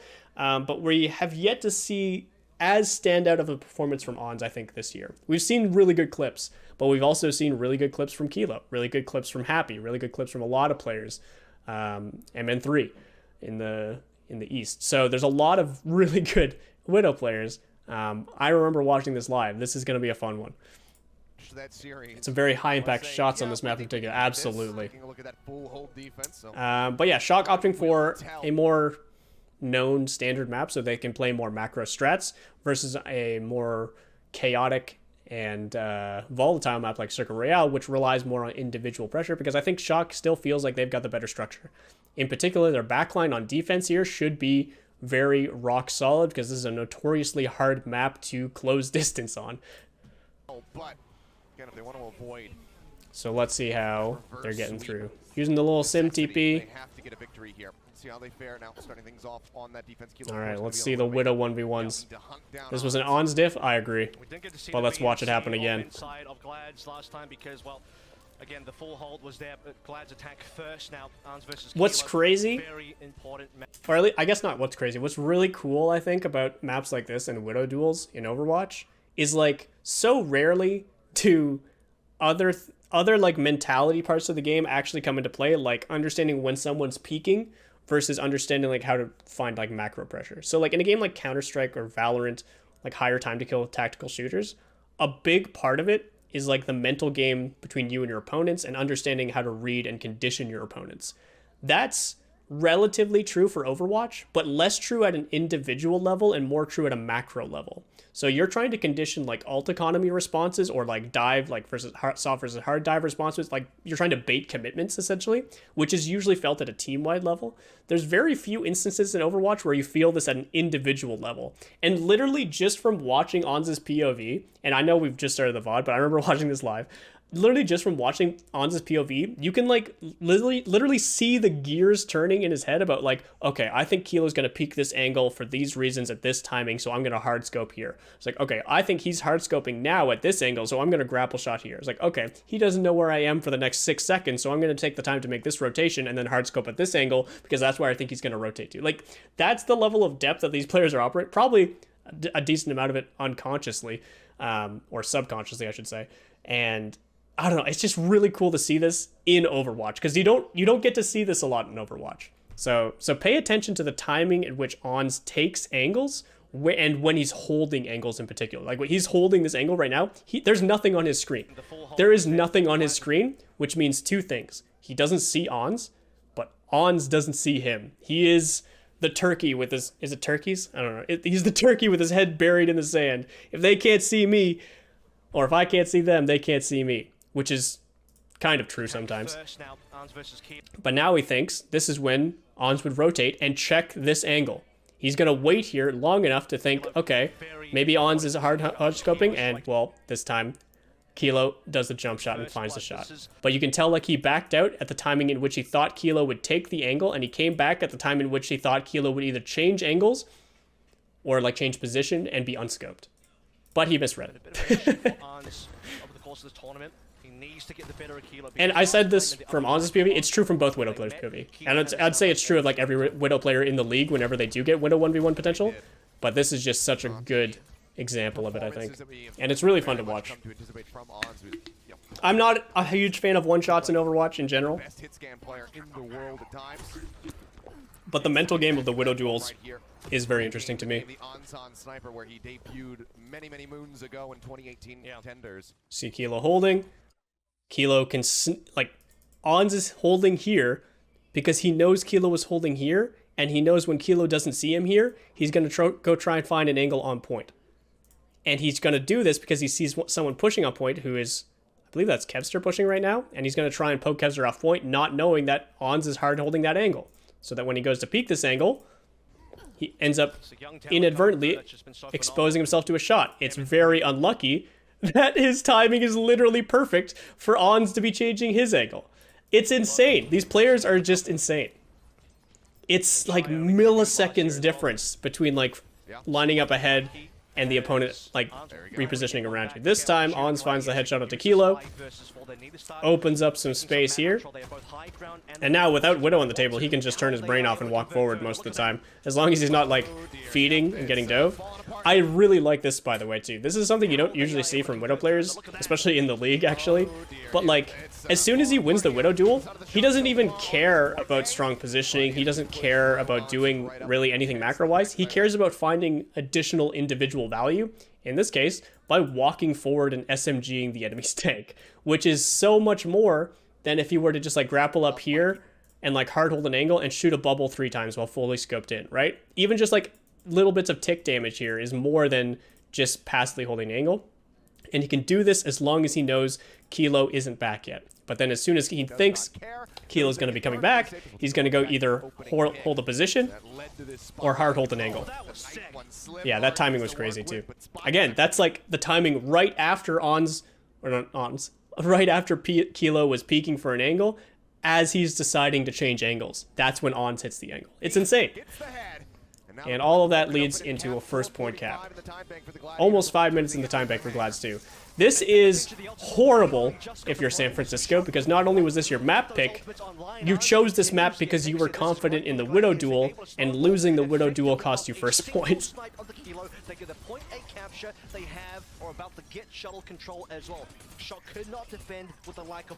I should mention too, like I've been talking a lot about the Widow 1v1. Everyone in the game is thinking about both Widows, right? Like Winston's thinking about Widow, Ana's thinking about Widow, Genji's thinking about Widow. It's not just a 1v1 game, so it's, like I said, mostly felt in the macro game, but still cool to see the individual. I Okay. What? Where? Okay, Violet's all the way up there, and he just gets dove and dies. Okay. And then Finn decides to go aggressive to try and save Mikey, who slept, but then gets anti-nated. And they nano Mikey to keep him up while Proper's engaging at cost to Finn. This is okay if you guarantee at least 1 or 2, ideally 2 or 3 trade kills, which, surprise, against 5 ultimates is less likely than if they were already exposed. Pretty close to one-shotting Proper there, actually, Kevster. Good play to keep the pressure up. Mikey even doubling down with the Primal. They know it's either like get value right now or lose second point. And they failed to find the value. Good structure, good backline from Glads. They didn't even force Trance, which is horrible again for San Fransisco Shock. They're looking inconsistent. They're looking not very synced up in their aggression. Kilo going down this time to a deflect from Kevster. They do force the Trance first as well. Yeah, this is not a good situation. Again, like another Trance from Shock, and we've seen these from both Finn and Violet, so I don't think it's an individual player thing. I think it's just like a structure thing that they're not focusing on enough. Trance is a very strong defensive ultimate, but it's not just a defensive ultimate. It's an opportunity window. And the fact that Shock is at most using these opportunity windows to like contest a payload is just straight up not enough. Couple that with the fact that they're using these ultimates, and a lot of times in losing situations, they need to get even more aggressive to try and equalize and push advantage, not just like stop the Gladiators from steamrolling them this entire time. But this Trance is not it. And there he goes. The transform skewed to enable even further aggression past these chokes. I mean, at that point, Finn, you don't even take the Mega. You're just feeding all charge. And the Sniper Monkey returns. 4 minutes. Again, almost 5 minutes on the clock going into third point here. Crazy. So crazy Shock didn't go Circuit. I understand not wanting to go Circuit for a lot of reasons. I think Circuit's a more volatile map. But this is still not looking good for Shock. I think if you feel like you're the stronger macro. If you feel you're the stronger macro team, you don't go Circuit. I think that's just the idea. Snowballing off a single pick from us all the way back on A, pushing through the tunnel, gets that kill to Kilo. One's looking for an angle. Now he knows he's found out, but he thinks he knows where Kilo is, so he's okay holding this angle. Looking for something extra before backing out. Good posturing on the corner means Reiner can see and ping any obvious angles that Kilo is taking. But Kilo is looking for creative angles. Ooh. So close. As soon as he takes that first shot, though, he's found out. Has to change angles. Kilo's doing the same thing as well. Dagabonis, hello. Looking for a pick. The next insight nearly there as he is just laughing. In this regard, blades come through. Both blades coming through. Finally, some kills coming through for Shock. Smart boy Proper. A good chase there from Mike. Not that it matters. Even if he dies there, like, there's no way Glass can push fast enough to make use of it, but no need to die needlessly. Gotta pad those stats, you know. Nano popped onto Proper, but Shu also dies. Lucky the Nano onto Kevster, so neither of our blades. Go for it, Dagabonis. Mainly because I want you to test my chat, because I think I've put a limit on the amount of times people can redeem that, because it's happened before where people would redeem hundreds of them. No response by Shock. Kilo's too far away from the infrasight. Well, I think the Widowmakers are 1-1 against each other. That is gonna be yeah, weak grapple there from Ons. The only angle he would get was onto the Winston. But I mean, Nano Winston's all you need to open this up. Like this, if Nano Winston dives your Ana like this, you need to be equalizing with your... Wait, yeah, you nanoed your Winston. We need to be going aggressive right now. Proper's here on Tracer now, no more Genji. The ranges make it a little bit harder for Genji, even though these high grounds are really relevant. The range jumping between them, as well as the range like going aggressive into the enemy lines. You'd rather work this sort of left side angle here, play for the mini and the mega over here as Tracer. You could even like go really deep over on the right side, but generally I think Tracer is considered stronger for stabilization here. Genji would be stronger for more all-in potential if you're able to guarantee like pushes from the enemy or into the enemy high ground, which is hard to guarantee, obviously. CDs aren't long enough, though. Maybe. I think it's an individual-based cooldown. into the respawn room. Primaling from Reiner after finding Finn, and no equalization from Shock is a very bad look. Mikey's primaling as well. It does find Shu. That might be enough. That will be enough. And now On's dying. Seems like the Shock should once more be good trades for Shock. For a little bit longer. Skewed would have loved to transmit, not available there, so Reiner takes a bunch of damage, has to come back on in Shock.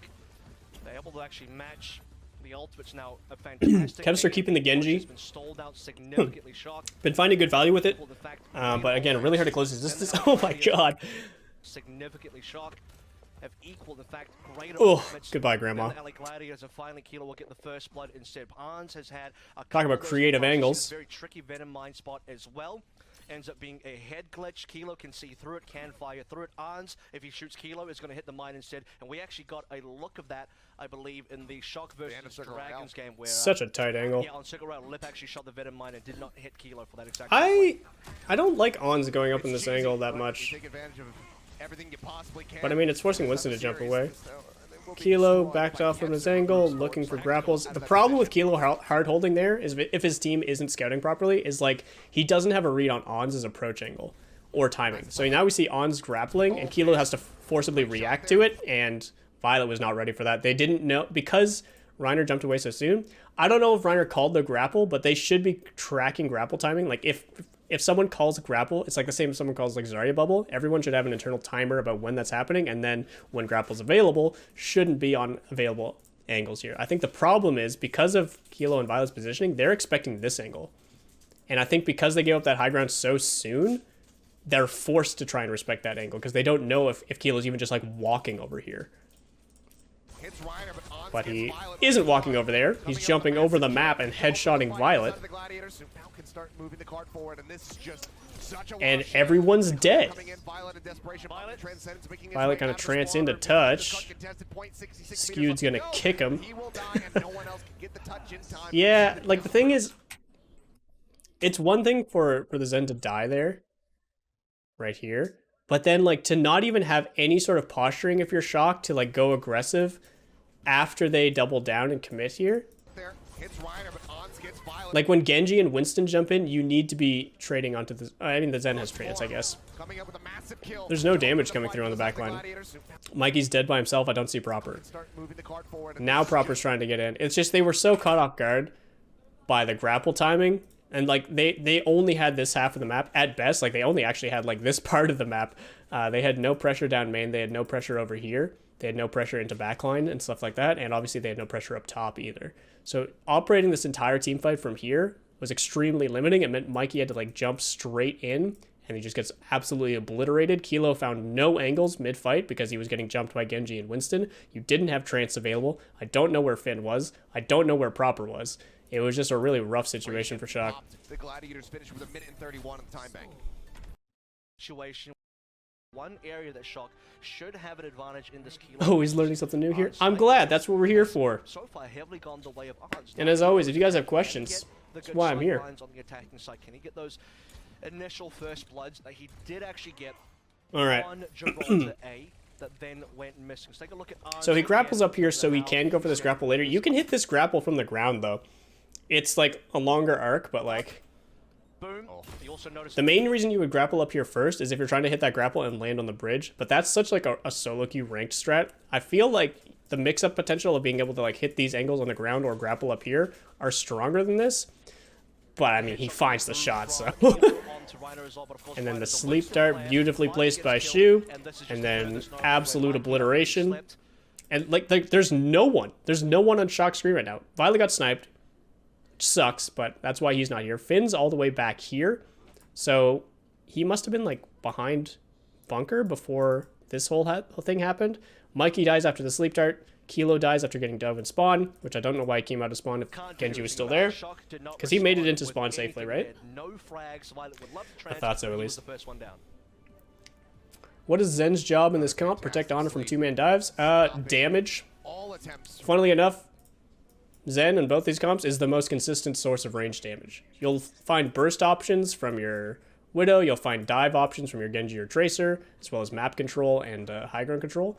But in terms of like who you're working the map for, it's for your Zen and your Ana.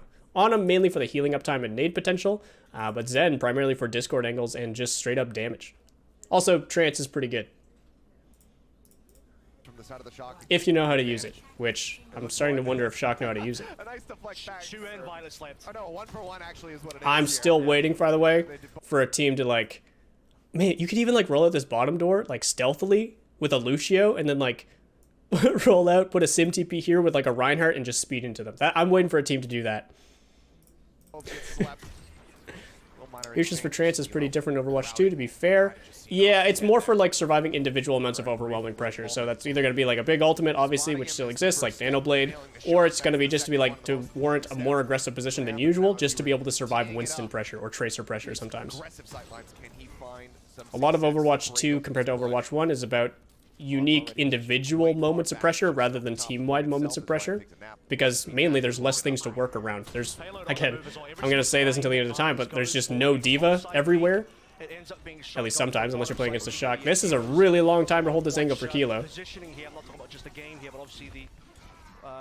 There is a bit of a mind game there of him holding this angle even after they've kited away, because a normal Widow, your ranked game Widow, would be grappling up to high ground right now to try and find a new angle on this end or try to match angle on a new threat. So that's where Ons is going, is to mark that grapple, presumably. I think Ons is holding this angle to try and catch Kilo trying to take this angle. But Kilo's doing a mind game of trying to stay here and trying to bait Zen into a false sense of security to re-peek this angle, which he's not going to do because his Winston just died. I don't know why Reiner committed this hard. Maybe he didn't commit that hard, actually. He just got fucking obliterated. Look at this HP pool. Where's it going? Yeah, he's just not ready for that amount of damage. Dead in the stairwell. Could make his way back over to his supports nor the health pack to try to stay safe now. Hey, if you're making people swap out their heroes, that's the moral victory. The rest of the map doesn't matter. Alright, pretty snowbally first point after Reiner going down.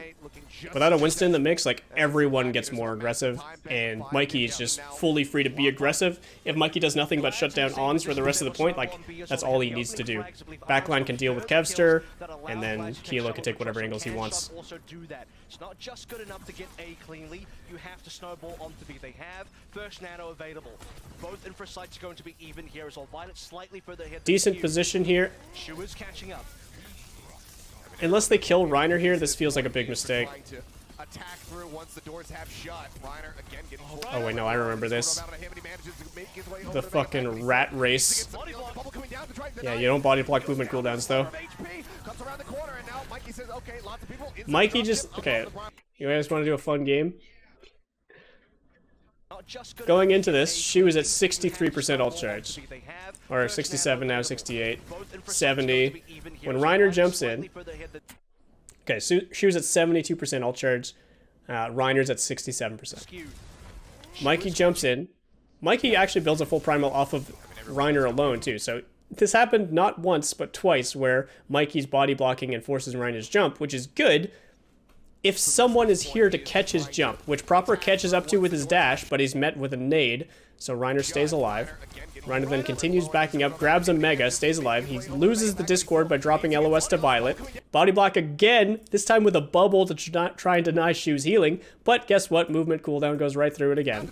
Lands directly on Shu, whose nade timing is just coming back up as Reiner is at 0.001 HP. The nade hits and brings him back up, along with picking up the mini, forcing Mikey's primal to try and continue this aggression. But this entire time, none of these people, Proper for a small amount, but no one else has ever been like even looking at Reiner. They're focusing on other targets. So if your job as Mikey is to just stop Reiner from playing the game, I think there's better heroes for it. But yeah, obviously like the thinnest margins here and making that call in the moment. But like looking back at this, I would be kicking myself for not jumping these supports. And now you're jumping them just to get slept by yourself. You can't do that. You need to sync up with Proper if you're going to go that deep, even with Primal. Primal lets you go deeper, doesn't guarantee follow-up or lack of punishment, though. Oh, wait, we lost my screen? Are we back? Hello? But it's going to be the Gladiators stopping up the Shock, denying the snowball. Yeah. Nano traded for Primal there as well. Mikey going for the big place. Wait, what happened? I don't know what happened. Are we back? You guys good? I swear to God, if this is Spectrum dropping my internet again, I'm gonna be pissed. Hopefully everything's okay. Sorry about that, guys. This was a cute... I remember watching this live, and I was very confused at first, but this is kind of a cute rotation. This is like a two-step process of eventually getting control of the Mega Room. So, Kilo's Tracer has multiple options for getting into this space, but Mikey doesn't. So they're trying to, like, leapfrog their way into more valuable space. The problem is they commit... I don't know why they commit bubble here and don't just like go into the spawn room. So the reason Kilo's here is to escort Mikey. So if someone like Kevster decides to go and try and punish Mikey for making this movement, ideally Kilo being here stops him from having to commit the bubble. But they commit the bubble for some reason, and it just means that they get ignored and Reiner goes on their backline, meaning no space is gained for this trade. And then, as they're choosing their targets, Proper also dashes away. Which again I don't understand, when he could have been using the bubble that Mikey put down. Like, Shock looks so out of sync, and then like Mikey's going in by himself. Sure, you got Nano just like you had Primal last time. It doesn't mean you win. It means you can get more aggressive, but not for yourself a lot of the time. And they're going down. This is not the Shock we were used to seeing. So many individual plays falling flat. Retaking this is just absurdly hard. I agree, but again, like, it's not hard to see what they could have done better, right? I want that angle that they just showed. One sec. Right here. So when they jump here and commit bubble and have Tracer and potentially Genji in with your Winston, you've got a lot more options here than you do from any of the 4 choke points. You can go into the Mega Room. You could even dive straight up. Not Tracer, but the Winston and the Genji. You could try and take top ship. You can try and collapse if they go aggressive on you. But they commit all these resources, one after another. They bubble, the Tracer's in here, then the Genji dashes away for seemingly no reason. And then they lack the resources to sync up in the middle of the fight. So the point where they're even using ultimates, they have an abundance of resources that they're trying to crash through the space in. They nano Mikey in. He's going in solo. Because there was no plan of action post this position. And they fumbled their resources taking that position in the first place, meaning Mikey didn't have a bubble to outplay the sleep dart when he went in with the nano. Been waiting for very much asleep in the kind of behind on Overwatch 2 for L. What's kind of the DPS in the meta at the moment? Well, it's somewhat map dependent. Tracer's still very, very good. Genji's good with verticality on a map like this, for example. Widow's good with sightlines like this. Thank you, Ons, for demonstrating that very perfectly. But in general, Sojourn is extremely strong for a lot of reasons. Echo's pretty good. But yeah, Tracer Sojourn is pretty meta, or Sojourn Genji as well, in a lot of dive comps. Ashe is very meta in APAC as an alternative to Sojourn.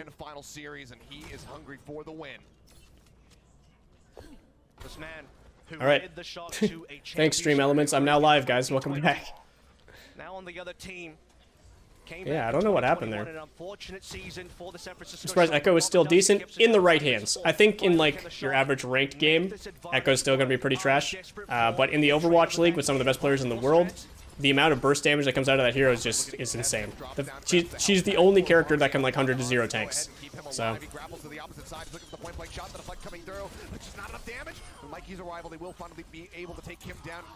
lot of people crying about the copy. The copy's a lot weaker now, obviously with 300 max HP, as well as reduced HP when you leave it. I haven't been paying attention at all, by the way, but Shock just killed everybody. Let's go back. But yeah, for your average player, I think Echo's a lot weaker. You need to be able to find consistent kill threat without copy, because it's so much harder to farm copy, and copy's less of a catch-all. Trance comes in for Violet very early. Let's Proper get aggressive onto Ons here. Eventually finds the kill with Mikey's help. I really don't think Ons wanted to be there for that long, and then just the reset kills from Proper. No trance from Skewed. If they were to trance, it would have been probably during that nano, which they didn't want to do. But also, I'm confused why they didn't commit with the nano heavily. What's up, hello dog? Hell dog, sorry. Easy touch without a tank there. Going in with the DPS early is just kind of guaranteeing you're just stalling the inevitable. Sometimes worth it for just the time bank, but not necessary.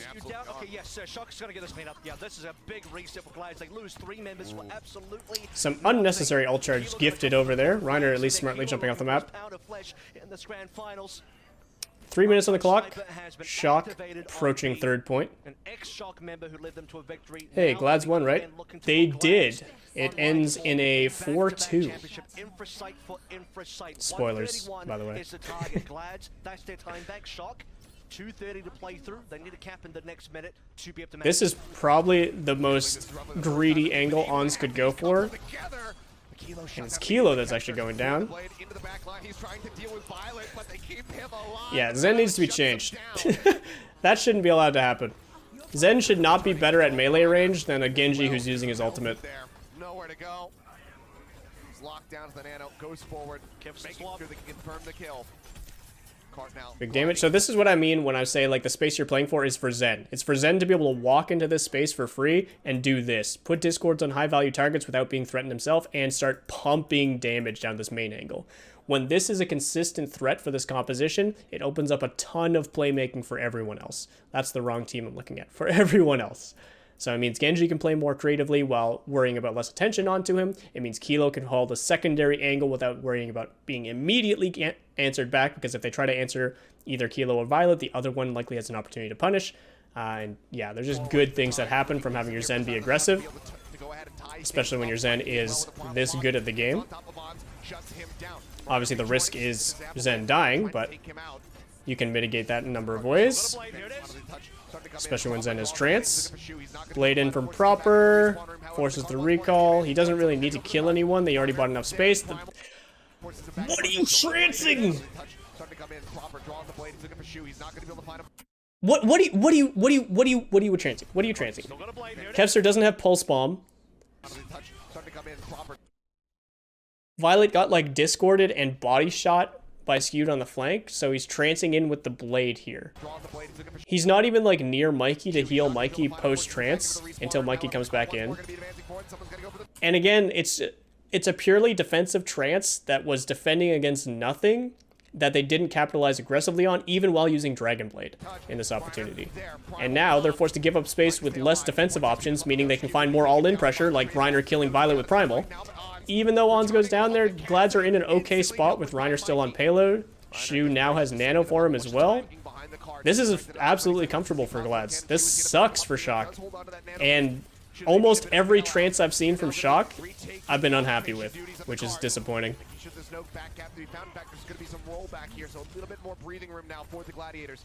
Zen needs a kick cooldown. I mean, the kick just shouldn't do knockback, realistically. Like, it's such a... If he's going to be a glass cannon character, like, don't give him one of the most reliable healing tools for support that isn't cooldown focused. And Nano Violet trying to stay alive there, but Glads are cleaning up. Yeah, this is very bad look for Shock. Minute on the clock now. Pulse Bomb, almost Primal available. Nothing on the board for Shock besides Widow, but it's not the strongest, most impactful ultimate in the game. Had to get the Gladiators ultimates out. A lot of just stalling ultimates available back in that last fight. We had Transcendence, we had Primal, speaking of which is now going to be online for the side of the holding the angle, waiting for the grapple. So that at minimum is going to cost more time for Shock. We're no longer talking about getting a good time back. We're talking about capping in the OT. Hilo does ult, sniffing out Kevster here, looking for the deep grapple. Had an opportunity there, but not able to close out. Violet finds one though. No grapple means Kilo has to walk on his two high-heeled feet. And Shock just decided to kill everyone. Forced Primal, again, no grapple into Kilo. I would love to see you get aggressive onto Kilo here, Reiner, but there's no one else on your team, I'm sorry. Pulse Bomb takes out Finn. Reiner trying to jump out of bounds and come back in with the Primal. Finally, Trance finding some value here for Shock. But yeah, that was all opened up by just 3 almost immediate kills from Shock, and I don't even know how half of them happened. Okay, going into overtime rounds on Gibraltar here. Let's skip forward a bit. That's a nice pick. Thank you, Widow Walls. Lots of big damage for Violet there. Yeah, Violet just kind of carried this. 3 instant picks off of Zen damage and discords. Feels pretty good when your Zen can just walk forward, huh? I guess I can get rid of the BRB screen. Alright, overtime rounds, Shock on attack, proper back on the Genji. Full mirror. Old Violet coming on through on that Zenyatta like we saw on previous seasons, 2020 season. I remember this shot coming up from Ons. Hans, first blood onto Kilo. Here we go. This is where the Glide starts Outrageous. to be a bit more comfortable. Again, no time for the Shock. Can't really afford to die much more than that. 30 seconds remaining. That's like Every a meter full counts. 15 seconds burned off the clock for that too. Almost for free. At least breathe easy that the underpass is not being contested, so Proper can go ahead and escort this card. Ons is inhuman. This guy not normal. Check him, PC. A little bit of free distance given. Now the drop down comes through. Gladiators not allowing it to go any further for free. Ons going on the aggressive. Grapple. Mikey's in a body block, however. Not able to find the Denies kill. sidelines. Once more. OT. Looking down main. Reflect used. Shoving him back. Kilo. Both Widows just fishing at this point. Now Kilo rolling through the cart once more, looking stepping for some in damage, but he's forward. just getting healed Ryan up. playing up. Keeps this one locked. Shoot, nearly Proper over. forced away. Mikey's in real deep with no support. Oh my goodness. Slim margins, Mikey. And there he goes. Gives his life for it, but now Ooh, Ons actually, he gets an stays opening alive, shot but on Finn the goes man, down to the taking out his headshot. head off. Nano's here. Yeah, people are just forced in and out. There's not enough reason for Shock to go all in yet. Without a tracer too, it's hard for them to like touch and retouch. Just solid defense from Glads. Without ultimates, that's a really hard ask for Shock on attack. Just so many things to worry about. And that, I'm afraid, I don't know if that's enough for the Shock in terms of distance gained. 63.67.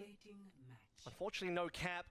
What ends up happening there is Arns the first blood onto there for the ultimate. It's kind of pushed. Absolutely gorgeous shooting from Ons. All right, Kilo on the Ash here for a couple reasons, I believe. They can't play the longest sightlines because they know the payload only caps at the top of the ramp, so they can't play behind the catwalk super effectively. That's not where you wanted that TP to go. Unlucky. And also, Bob is a better ultimate across the board in most situations, but especially in overtime. Yeah, they're fine giving up this initial space. They just wanted ult charge from it. Backing up, holding server. Kilo would love to be able to hold blue box. That's his most effective range, but because they don't want to threaten too much on the high ground in case they need to come back to the point, again, there's no divas just to cover that up anymore. They can't really commit to pushing onto where Ons is right now, because if they commit Winston up here and they commit Kilo's position up here, they don't really have anything for people to contest point without committing cooldowns. And that's not how they'd like to default position, at least.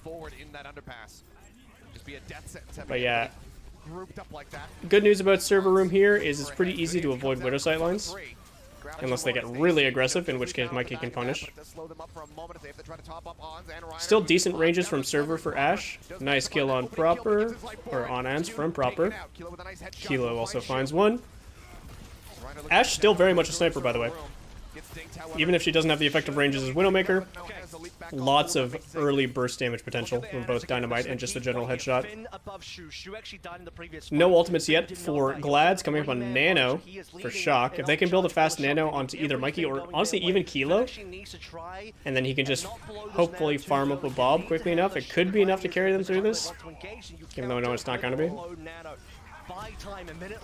Oh, Mikey, no. Okay, the Nano is going to keep him up. Not the Nano they wanted, though. And he's not going to be able to farm Primal off of it. Oh, maybe? Okay, big kills from Violet on the Brig, though. What a brawl. Finding both Kevster and Shu. Absolutely massive. The two members closest to ultimate besides Skewed's Trance.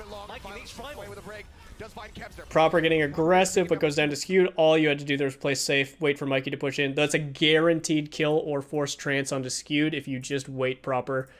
That's so tragic. But now they're gonna Trance out after getting the Discord onto Mikey. Mikey's got Primal though, so he doesn't mind.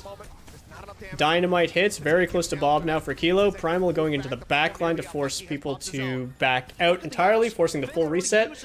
I don't know if you're okay with that trade for Shock. I think you wanted more from your Nano and Primal. At the very least, you wanted time to build a Bob. And Kilo being at 80% is, like, if he was at 90%, I could say okay. But instant Nano or Primal pressure is about to come in from Gladiators, and there's no guarantee that Kilo's going to be able to survive that pressure and still be in a good position to hit a good Bob. Okay, fuck you, Tickety. Tigerell, hello.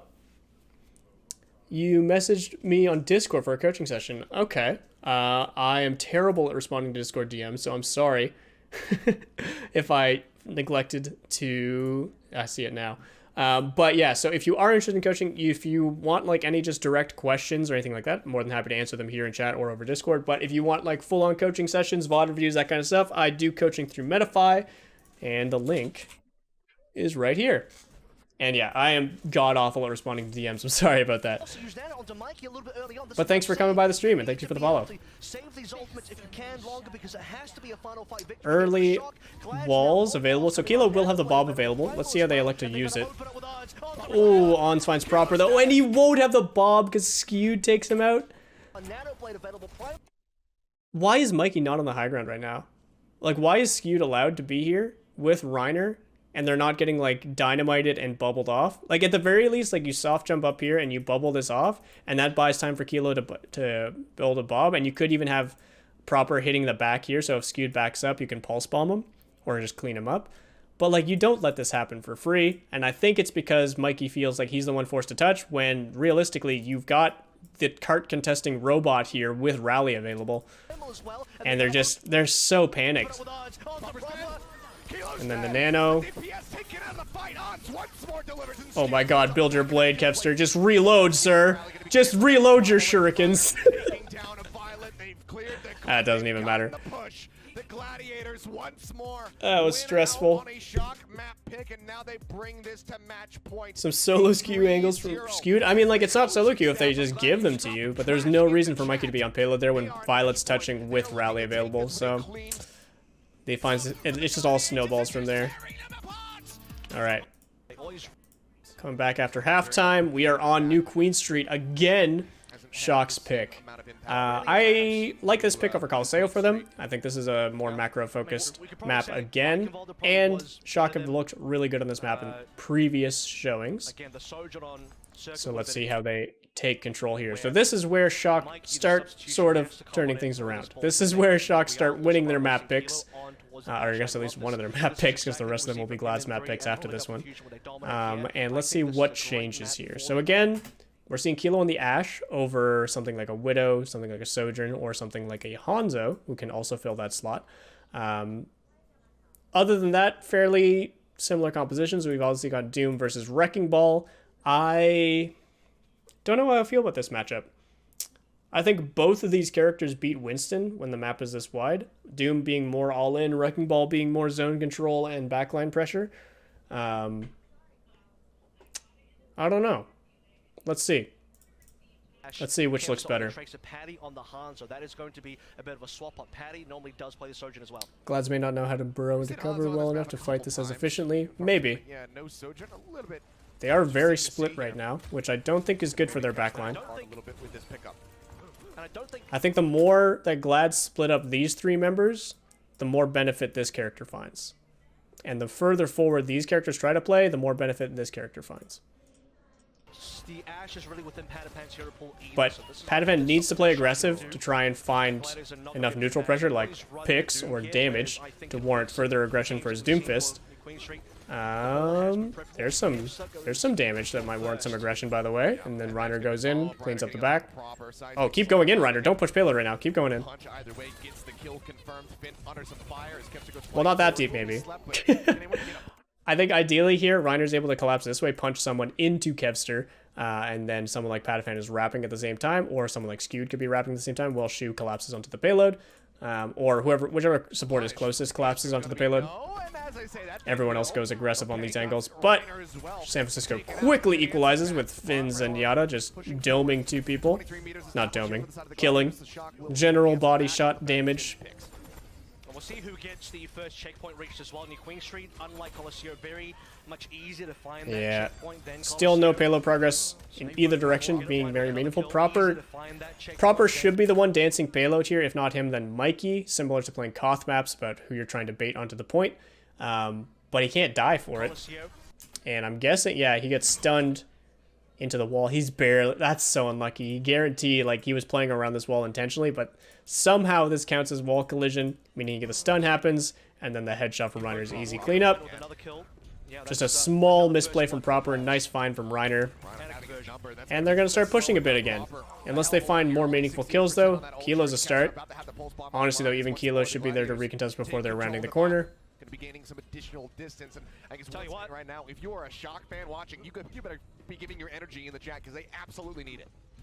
More proper. True. So far, Shock only have 2 He was not both of prepared. them are on defend. Reiner going very aggressive. Like, this is now Glad's looking completely desynced. Like, what's the purpose of going aggressive there unless you're trying to bait aggression? If Kevster's like, you're playing for Kevster here, right? Like, you're playing for Kevster to open up space so Patty and Skewed can take more space.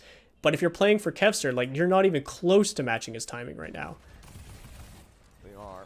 Kevster playing around the back. Unless he's just trying to condition them to, like, expect his rollout. Sneak forward, gets on top of Kilo, and look at the dive coming Okay, through. now the Nano's coming through. Nano into Kilo to help stabilize. Stick will still take him down. If he's full HP, the Stick won't kill him, but he must have taken a tick of damage from another source. Trance to help stabilize, but Proper still goes down. This is pretty good for Glad so far. Reiner needs to live this, and he will with the aid of Trance. And some more kills. Now we're finally seeing some decent payload progress for Glads, assuming they can keep Mikey off, which it looks like they are. They probably still won't cap yet, because Proper and Mikey will be there to touch. Proper whiffing a pulse bomb. I don't know where he is even. Did Proper just fat finger a pulse bomb? Down to the back end, a massive stagger. Here's Ash. The only thing I can think of is if like Proper dropped out the window, double blinked, and went for a pulse bomb onto like one of these members. Maybe Reiner, I guess. One of the supports, or I guess Patty as well, but I assume Patty's in safer position. And then recalled back, but like he's nowhere on my screen until right now, and he's all the way up here. So what I'm guessing happened is like either someone was here or someone was here. He like fell out, double blinked across, went for the pulse bomb, and then recalled back up here and then backed up even further because he knew Reiner was rounding. I don't know though. That's weird. Pretty uncharacteristic for Proper as well. For it not to be a standout play when he goes for a pulse. So yeah, the touch is definitely happening before the cap. Mikey's got mines as well. They're actually finding an opportunity to push the robot back in their favor. Ooh, that's not necessarily the angle that Patty wanted, but it does find Kilo in response. Reiner's going to go down. This is a really good fight for Shock. It's on their side of the map, and they're trading kills up. They're getting more value from their guys. Oh, unless this caps. Okay, now it's not going to cap. Proper's there. Proper's recalled. It's so close to capping, but everyone's so fast. Yeah. Kevster's going to stall a little bit, but then quickly goes down. Mikey now pushing the robot. Don't need 2 people on the payload. Pick one. Okay, it's going to be Proper. Just kidding. They know they can't actually push. They need to reset the bot, though. Reset the middle. Reset the middle. Okay. If you don't cross the bot over this middle platform after they've capped the close spawns, you won't reset the spawns. Thank you, Avril, for clarifying that as well.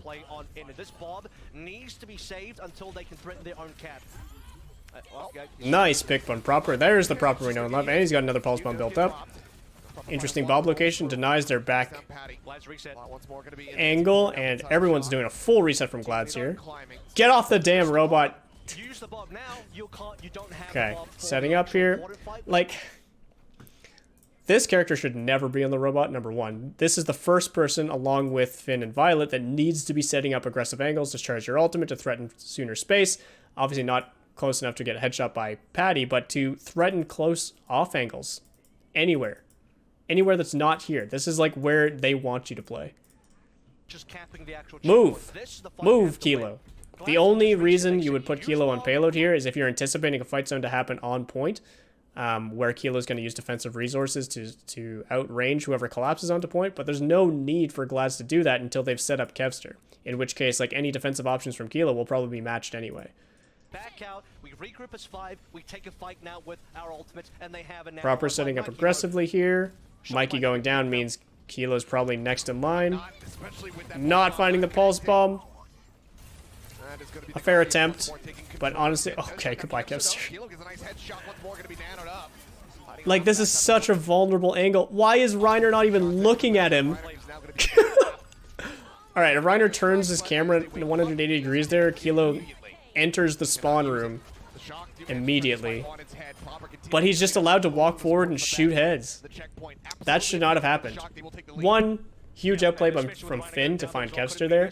2, Mikey's on ball, so he gets back quicker. If he's on Winston, he's not there that fast to make sure he's able to reinforce. And then 3, Reiner just completely desyncing his target aggression, which is uncharacteristic again for Glads. They've looked like the most coordinated team in this series so far. Checkpoint means everything in this game. So they've got the spawn now, and they've got the payload advantage. See, like, this is what I mean. Like, if you play too telegraphed, too obvious, like, on the robot, Kevster just gets behind you, and then they push in, and Kevster kills everyone. Like, this is, like, the classic setup. And if you're Gladiators, I don't know how people are dying before Reiner's, like, committing here with his ultimate. Because, like, this fight shouldn't even start until Kevster's ready to hit this angle.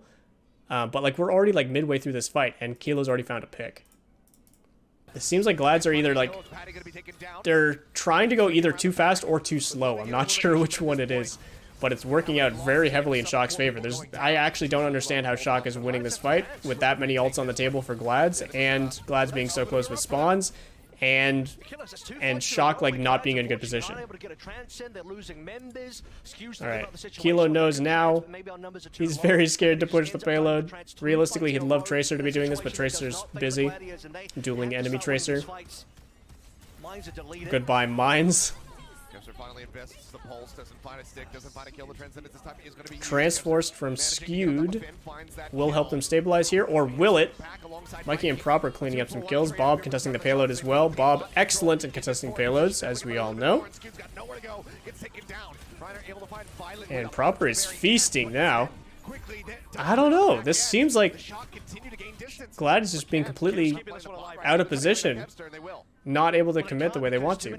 And even if, like, Kevster's trying to go behind them and aggress, and Proper's being taken out of the fight to go match that, that's still pretty okay, because that just means Reiner can focus on more individual value, and then Shu and Skewed can play more aggressive. As long as Reiner shuts down Kilo's timing for when Shu and Skewed are taking angles, they know there's not a Tracer to worry about. The most they have to worry about is Mikey's ball and I guess the other support line, which should be very doable and should allow Skewed to find a decent nade timing, maybe even sleep Mikey and turn the kill onto him, or Skewed to be able to find an angle.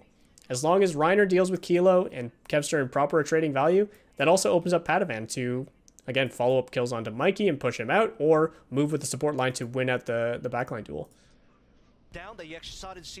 But that only works if they time it properly. What did Paddy think was going to happen here? He almost died. They're going into contest as soon as possible, so they really don't want payload progress to happen here, which is good if they're not, like, ending up losing a team fight because of it. But I'm worried this is, like, what's been happening up until this point, and what's been opening up all these, like, potential fight solutions for Shock, because Glads is trying too much to just stop them from getting progress. Harassment coming through. Kilo, he's by himself. Now going to be hacked, but looks like the healing is going to be good enough. The peel is there. Shock now doing the same thing, resetting the robot while Glads are trying to take space. This is good. This is good macro focus. What are you doing, Reiner? Like, the only reason Reiner should go aggressive right now onto Kilo, also good positioning from Kilo to not get punched into a wall. The only reason you would do this is if you have this angle secured. And, like, Paddy's on a relatively safe angle. Again, like, Kevster's kind of trading value, but your backline is all the way behind you, and actually your backline, if they try to get too aggressive, will be jumped on by Proper. I also don't know where Kevster is right now. I assumed he'd be dealing with Proper, but Proper's right here farming. Like, he's going in 1v4. Like, look at this setup. What is this? Even if someone's hacked, or even if Paddy's doing full damage onto Kilo right now, like, a nade is here, and nothing happens. And yeah, where was Kevster? There he is. He was behind with your backline. You can't be that eager as Doomfist. You need to work the map better. You can play Ilios Ruins like that, or maybe you could play Colosseo like that even. You can't play this map like that. It's too wide. Too many long angles. Semi-aggressive does drop forward over towards the members of the Shock. Kevster onto that opening pick, and now the supports are going to be taken down. Nice double kill here. Reiner barely living that one. Okay, they're finally getting a team fight win here. Glads are. And they're going to get the payload reset so the spawns go away. Like going with Proper, it doesn't matter too much. I doubt Glads even capped the spawn though, still. They don't have ults besides Trance coming up. It's hard to go first with Trance. The Shock can still Mikey's here to touch and delay them, frustrate them a little bit. We're waiting for the Patapan EMP to come on through. Needs to land on the double support lines. Kilo can also Getting close to the cap. Mikey's here hitting backline. Oh, okay, well, shoot. Throws the sleep. Not bad just to deny that space. I think he would have rather hit them in the window so a few spill out, but really not an issue. Bob out, Kilo traded for Shu. This is okay for Shock right now, but obviously way better for Glads. They're trying so hard to deny that spawn from capping. Proper does find skewed, which might make it happen. Their spawn is noticeably closer. Mikey will be back like milliseconds after he leaves the spawn door. Proper eventually goes down. There's the cap. Okay. Also, I just realized they never capped this before. I thought they had this capped before. That's why I was yelling at Shock to reset the spawns, but they never actually got the spawn, so it didn't matter. He saves the Shock there. He single-handedly kills like I think 3 players, including the supports. But yeah, those spawns don't need too much since Shock has a sizable push lead after that point. Otherwise, you have to back out. EMP available for Patty. Who's he gonna find? If he finds Kilo and Violet, and Finn ideally, but even if he finds 2 of those 3 members, he'll be sitting in a good position. No one that help him. Making some calls, trying to go for this dive. Manual hack onto Violet, followed up by Kevster, but the sleep dart and the... Oh my god. Alright, yeah, Shock's backline just win, which is confusing, like... Reiner's like... Reiner's back here, Mikey's over here. Where's Kilo? Unless Reiner's dealing with Kilo over here? Okay, yeah, he is. That's fine. Reiner was trying to get in, had to work past Kilo, failed to do so, but at least he kept Kilo busy during that exchange. That should have gone Patapan and Kevster's way. They should have been able to kill Finn through that with no ultimates available to them, but they did not. The cap was there for the Gladiators, so we're not going to enter the sleep dart from Violet was absolutely huge for sure. Good for the Gladiators. They have ultimates, but they don't have Kevster. Kevster down again early.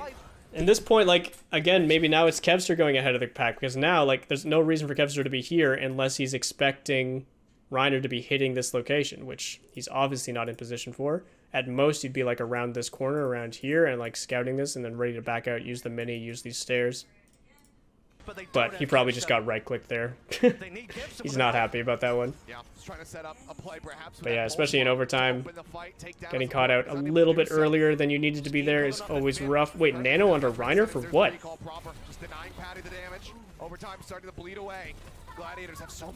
No ultimates on the table for Glads besides EMP.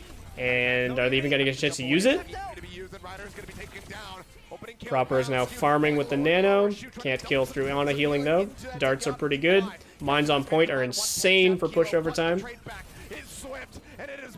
And it's over. That was decent play from both sides, but notably worse play from Glads than we've been seeing in previous maps. Desync between Reiner and Kevster a lot, especially. It looked like how Shock looked on Gibraltar. The desync between, it was Collusion for Gibraltar, right? Unless I'm crazy.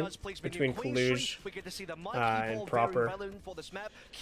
Yeah, that was weird.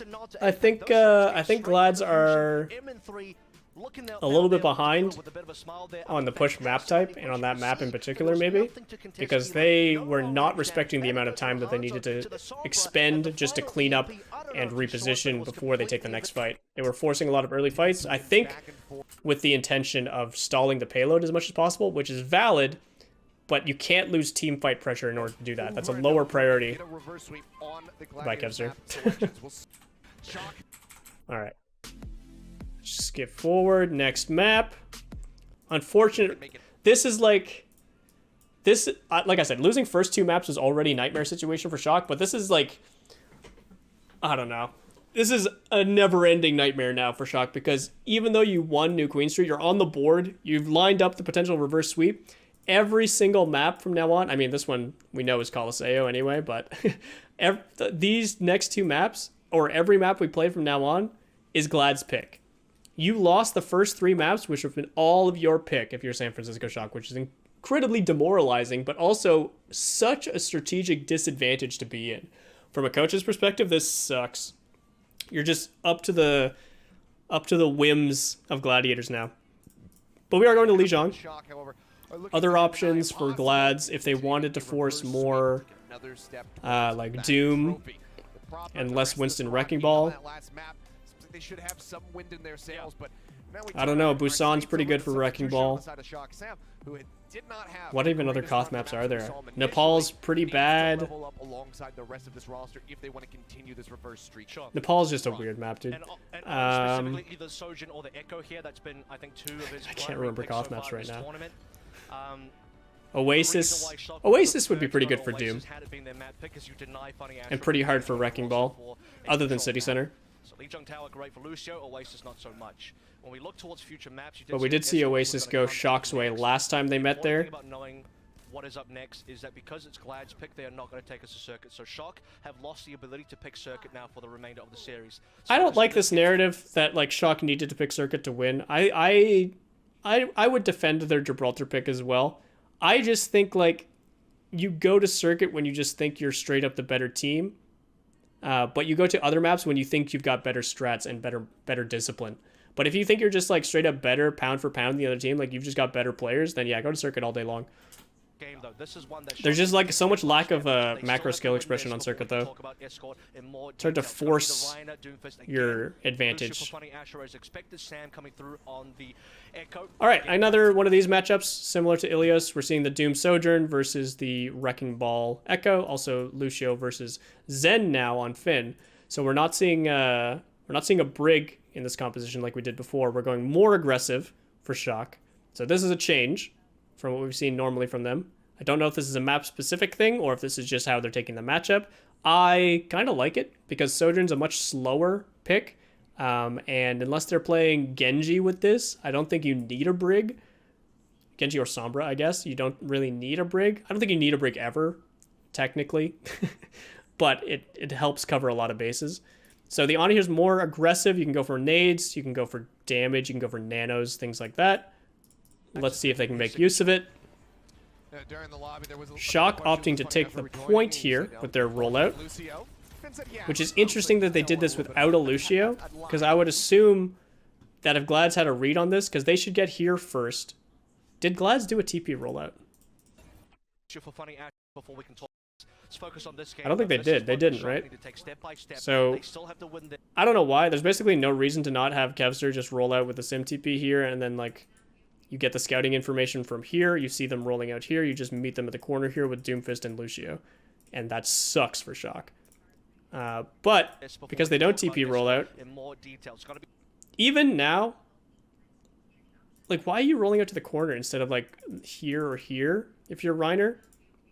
You know you're Doomfist. Like, you can block follow-up damage. The only other person that's going to be here is maybe Mikey's tank, maybe Proper if they're not TPing. But if Proper's not TPing, then, again, you're not worried about first fight matching too much. And they're rolling out really wide here because they want this position for Pataphan. They want these angles in particular for Pataphan and the safety of the Mega and the natural cover, obviously, while being able to go aggressive here or in Garden as Doom. And they're sacrificing their point pressure because of that. Shock opt to go to point, which only works if you're able to get onto the point through these choke points or through the window if you're sim TPing there, that some teams do. But Gladiators just didn't scout them. Now they're reading the Wrecking Ball.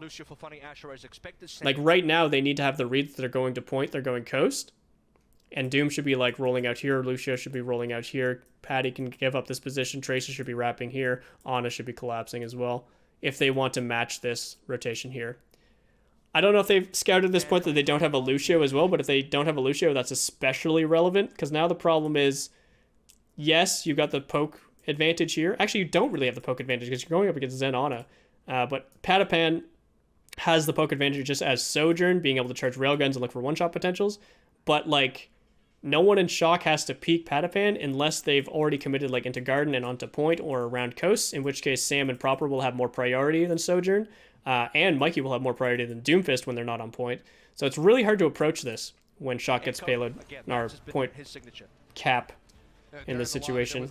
If they could match right now, it would be like perfect, I think. This is where Reiner wants to brawl. This is where they have environmental kill potential. And this is where like Patapan's like Disruptor Shot at any of these doorways would absolutely shred people too. Finn said yes. Obviously, just tell a little bit. But they're able to wrap anywhere they want around the point now. They're not confined to a single choke point. Hard to go past all of these choke points as Reiner. He goes for the rollout punch, doesn't find it. Patapan does die. Patapan does not live that engage. Finn kills Reiner, clean up from Sam. Yeah, they needed to burst in and find immediate value, and the only way they stabilize that is if they get like instant kills, or if they can steal like half this point. If they can cut the point like this, keep Shock over here and take this side and play outside here for people like Sojourn, Kevster, and Reiner especially, while then Shu on the Ana is still back here, I think they'd be fine. I guess Sojourn could also play over here too, hold down this angle, because there's no one like speeding across you. You're mainly afraid of these two members, in which case they'd have to work across the point, and they'd be fine against that, and even like Lucio could double back and start peeling for Ana. But I think you need to cut the point in half here to deny like this crossfire between Zen, Echo, Tracer, and then Wrecking Ball causing disruption on point. But they were a little bit too slow, and they didn't find as much value, and of course, Reiner and Pat had died instantly, so it's really hard to guarantee that space. And then that opens up Sam to just clean up the rest of the kills. Pickups here on these kills. Go ahead and get some staggers, and Shock once more will be able to take the control point first. 4-0 there in terms of good first fight for Shock, but I definitely think the punish potential was there from Glads. They were just a little bit too slow. Going to be the time when you have to ask, and then when they did go all in, they didn't get enough of value. Patapan on the Sombra. They like the Sombra pick for the deep commitment potential, I believe. Hack onto proper does nothing. All the way back to spawn. They're going in 4v5 right now with Patty all the way back in spawn. Shu hits the sleep dart, but quickly goes down. Violet being traded out for all three of those people. I think we'll take that if we're Shock. Okay, never mind. It's now a 2v2. But yeah, not winning this one, even with a charged punch, Reiner, sorry. And it's still their point. Yeah, Patty be forced out early there, and then Gladiators still doubling down with no ultimate pressure was weird.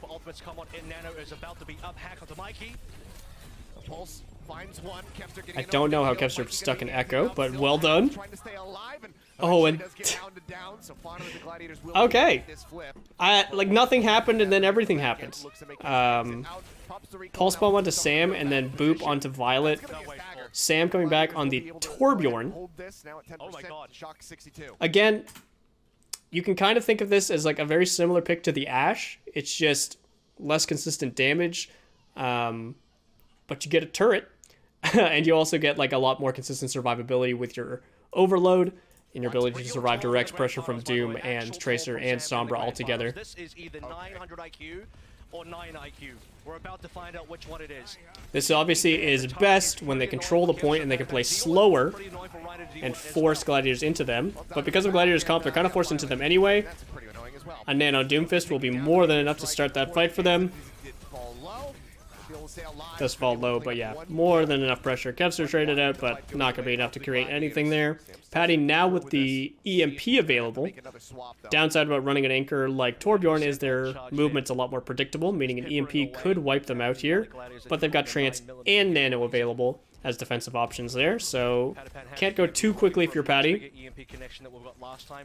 But they'll probably do something like EMP to force Trance, and then when the Nano... Okay, it's Nano and Trance used, and instant kills on a Funny Astro. I think what was happening here, so much going on here, and it's really hard to see what's going on from this POV, so let's watch this again. So, Anti-Nade hits Shu, which forces him back, and he trades out with an anti onto Violet. EMP hits while Mikey gets slept. Only Torbjorn is EMP'd. I thought there was way more in here, but he misses Mikey around the corner, unfortunately. This EMP is very low value. I think also he was expecting the supports to be in here, but I'm guessing they were hit around the corner because Violet was backing up because of the nade. If the nade lands at the same time as this EMP, I think 3 people die. But because this EMP only finds Torbjorn and the follow-up isn't there because people are focusing on the sleeped Wrecking Ball as well, Sam lives long enough to get his overload off. He also gets nanoed during his overload after surviving the solo EMP. This now puts Violet and Finn into aggressive positions, in which case they want to immediately follow up and push with Sam. This forces Finn to nano to keep himself up and stay relevant, and again capitalize on this aggressive window from the nano. Funny Astro was here thinking he was capitalizing on their previous EMP, because he's in the middle of playing Subway Surfers right now, coasting down Main Street, just zooming into this fight, and unfortunately eats a hot Cheeto to the dome, which takes him out from the nano Torbjorn. If he was able to beat this instant, they would be able to probably kill Mikey, stabilize from this pressure from the nano, outlast the trance and the nano, and then it would be up to Kevster to make a play mid-fight or Reiner once they stabilize. But because he goes down, they don't have the stabilization. Shu is now also dead, and Patapan's been forced out of the fight post-EMP, and Kevster's been kind of bounced around. He's been forced to focus down a Torb turret. And oh my god, that worked out so well for San Fransisco Shock. I think what they were planning on doing was having one of these defensive ultimates to stabilize from the EMP. If it's a solo EMP, they just use Nano. If it's a group EMP, they use Trance. And then they can re-aggress with Mines or the other support ultimate, which forces Beat. And then they let like mid-fight cleanup from like Torb's position, from Anazen's position, assuming nobody's died, as well as Proper's aggressive Pulse Bomb potentially. You don't really count on Pulse Bomb as like a macro play though. Fuck you, but everything kind of just went Shock's way there. It's really good for Gladiators that they committed as many ultimates as they did, because I think honestly post-Trance, post-Nano, they didn't need to commit Mines. But that's not bad. Visible Size, thank you for the follow. Welcome to the stream. Also, Angry Avatar, sorry I missed you earlier, welcome. And we might actually see this Bolton core as well. And now, like I said, Torbjorn very happy when they own the point and they can bait people into their sightlines. Sojourn swap from Patty off of the Sombra because Sombra does not like turrets, and Sojourn does. Really, really, really early beat from Funny Astro. He might have PTSD and doesn't want to get denied again. But what's triggering this beat? What I'm worried about here is like the beat's not used overly defensively. And the fact that they're using it aggressively here means they need to find instant value. So, I've said this a couple times. Usually when talking about like a Winston dive being desynced from his divers, which we've actually seen from Glads a couple times, like if they're playing Tracer Genji, if Winston dives in, then Tracer, then Genji, especially if they're all coming from the same angle, that's not nearly as strong as all three of them hitting at the same time. Right? That's obviously going to be stronger. That's going to be more burst damage. It's going to be more a surprise factor and harder to deal with. The same is true whenever the enemy sees you use any amount of heavy resources, like a sound barrier, they're going to be anticipating aggression. So unless someone's actively involved right now, which it looks like Reiner and Kevster might be, but I'm not sure who on, maybe it looks like Finn, unless this finds instant value right now, this beat's going to be very easily kited. So let's see. Finn. Oh my god, huge nade. Finn lives! No, just kidding. Finn's down. Okay. Instant value found. Well done, Glads. Equalization for Proper. That's a good value kill. And they're stalling on the payload. This actually kind of sucks, because the more Mikey stalls, the less valuable this kill onto Shu becomes. But obviously he's not going to not stall for 99.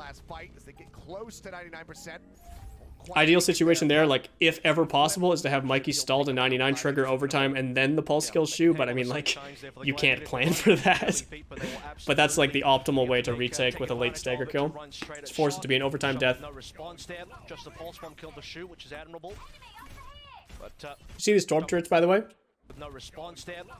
I mean, not much to talk about, but this Torb turret isn't designed to just poke out a bunch of damage. It's designed to cover this rotation to either force aggression onto it so they kill it, which is going to burn blinks, potentially HP, potentially healing uptime, which covers their rotation.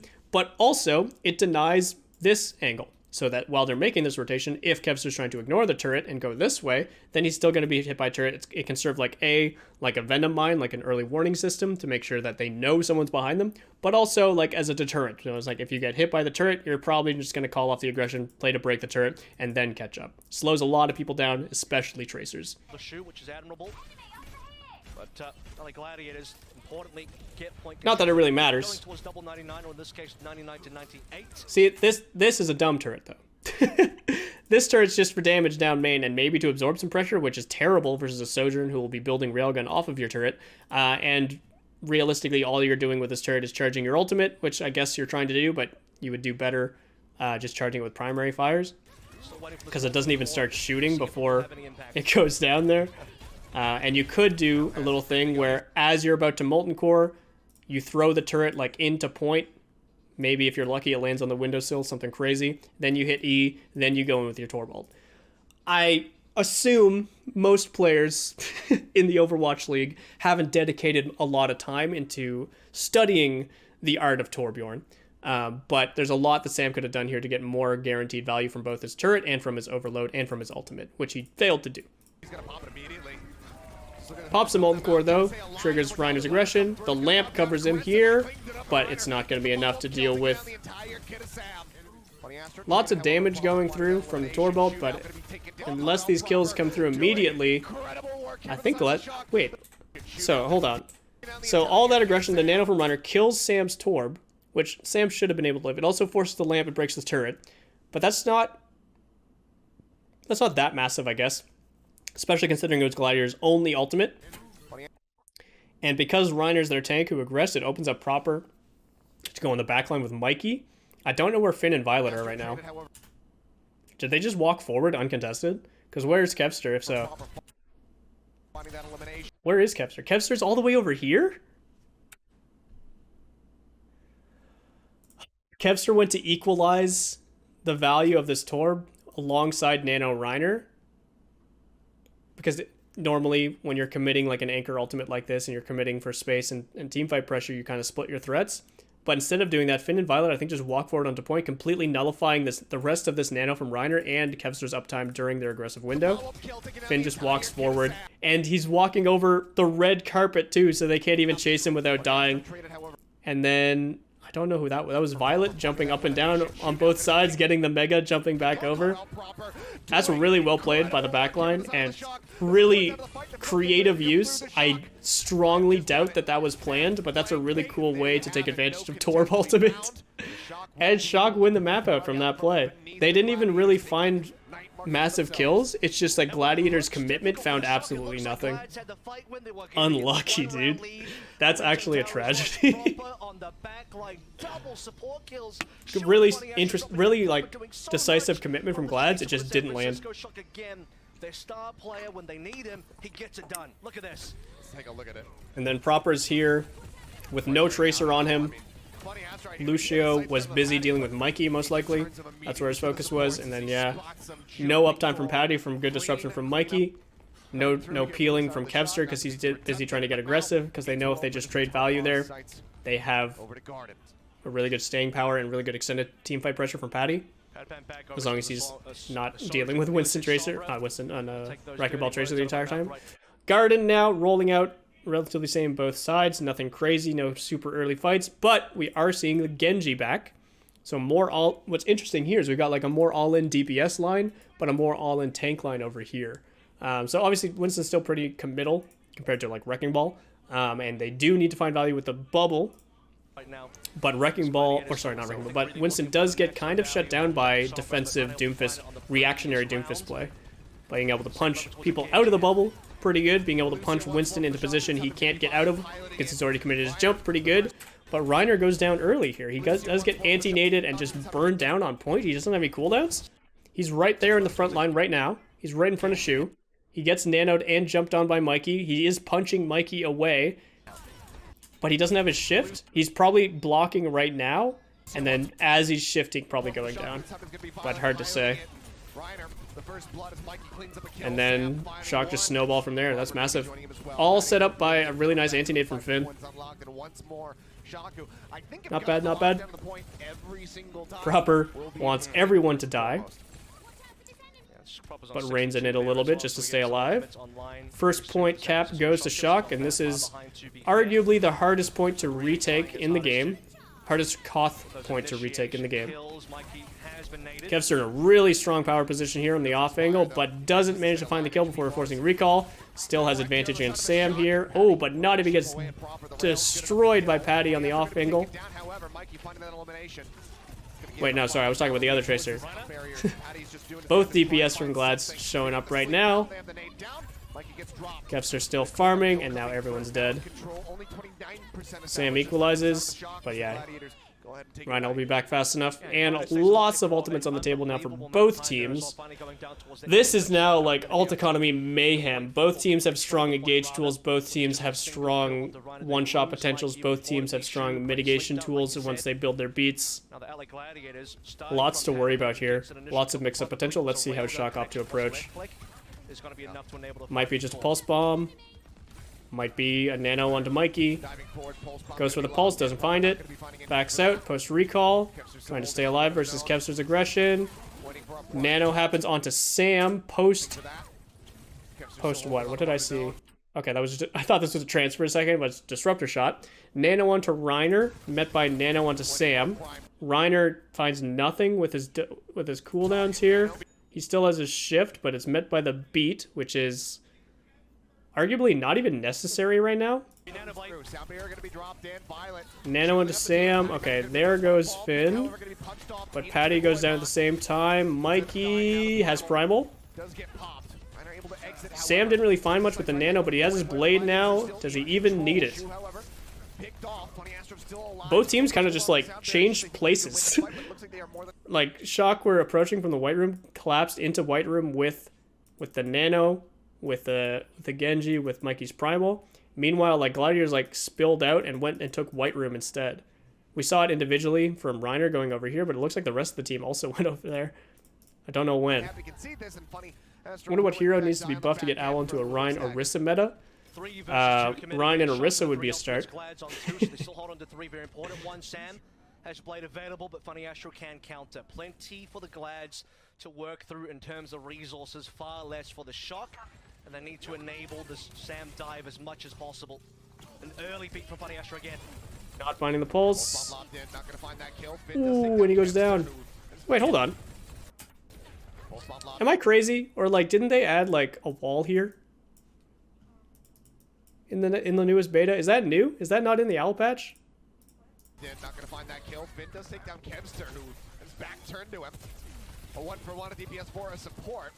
Violet now gone, putting that much more pressure go, Sam. on the Finn, who's It's gonna a be pretty trying to long keep team it fight, alive. and Blade gets pulled Sam's right able back to inside, loses the capitalize. shield, He should pops kill it, around yeah. the corner, gets the kill, gets the dash, reset. Oh, if he got punched there, he was dead. Put the damage down on it to Reiner. In fact, will find Kills that them all, kill. and they kept the point that whole time. This is a very bad time for Gladiators with no ults on the table, closest being Nano versus more ultimate economy from Shock, not much more, but some.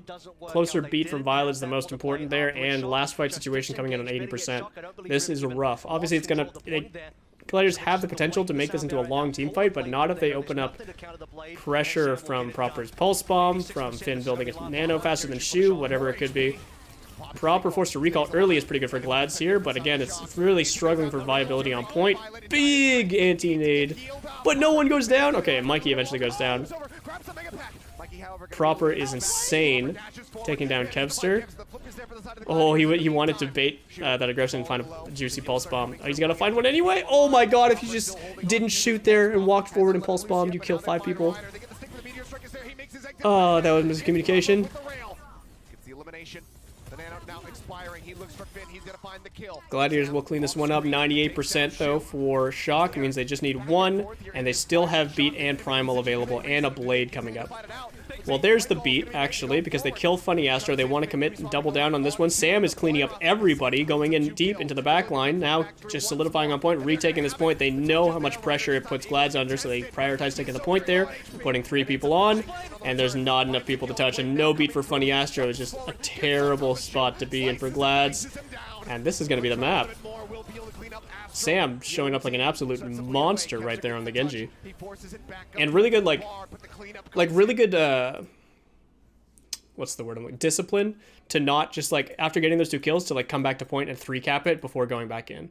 It's obviously a communication thing that they established, like someone made that call, but obviously when you're, like, playing hot like that, it's really hard to not just, like, push. And we've seen plenty of people, we've seen Proper, notably, mainly we see it in rookies, just like focus on their own individual playmaking during those moments, and that's how you throw a lead potentially. They did. It's not in this patch. It's in the Junker Queen patch. Gotcha. I wonder if that's going to go through to the Overwatch League next stage, or if that's just something they were experimenting with. 3-2 now for Shock. Going to next map. Gladiators pick again, and we're going to Dorado. And this is a fun one, boys and girls. Oh wait, we're already in. Oops. There is a strategy behind it. So we are full mirrored. Double flex support, Widow, Genji, both sides. Very similar to Gibraltar. What do you know? Escort map's pretty good for high grounds and long ranges. Other options, again, being like Circle Royale, Route 66. In my opinion, worse maps. So I like this decision from Glads to go here. Kilo just finds one onto Shu. I wish they were clear about what stuff is going through and what isn't going from the betas. On's equalizing on a Violet. That's less impactful, but does buy them some time for people to come back. Again, similar kind of mindset on Dorado as to Gibraltar. It's all about like predicting angle timings, and baiting commitments. Opportunities now. Look at Kilo's ult charge as well. Ooh, he should have had that. For both of them so far. Neither really nailing any connections onto the other. Turning their sights towards the very close to taking heads off there. On's not showing himself purposely that whole time, but he needs to when Kevster's killing everybody. Yeah, the Kevster train don't stop. Reiner goes down, but it doesn't really matter. He'll be back in time. You don't really need Kevster for... Sorry, you don't really need Reiner for Kevster and Ons to be equally threatening. Obviously, it's better. Like, you see how they get value out of the bubble here. Look how much Genjis love Winston bubbles, dude. It's crazy. Violet swapping onto the Brig now because it turns out Kevster Genji is a problem. Rally, a very good tool for breaking through space here as well. Trance good as well, but like I said, can be very limiting. Especially the way Shock's been using their trances this set. Kilo trying to find something, not quite. Ons does go down though.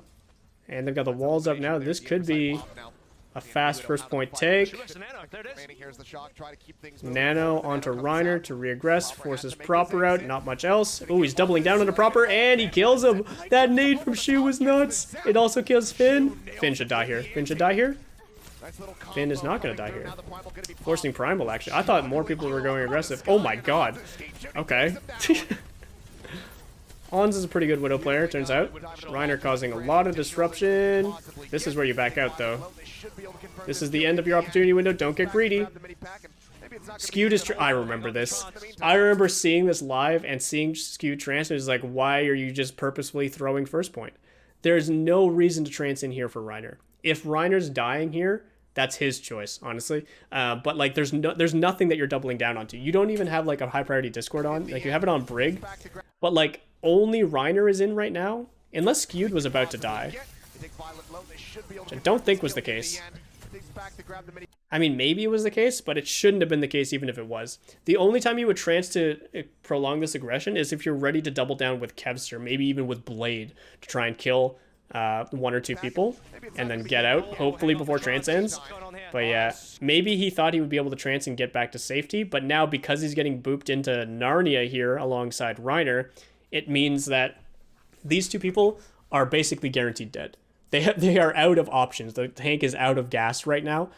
So there's one of two ways that Gladiators can take this. They can say, all right, see you guys, see you in the spawn room, and then just fully reset and then try to buy enough time, which they don't have great ultimates for.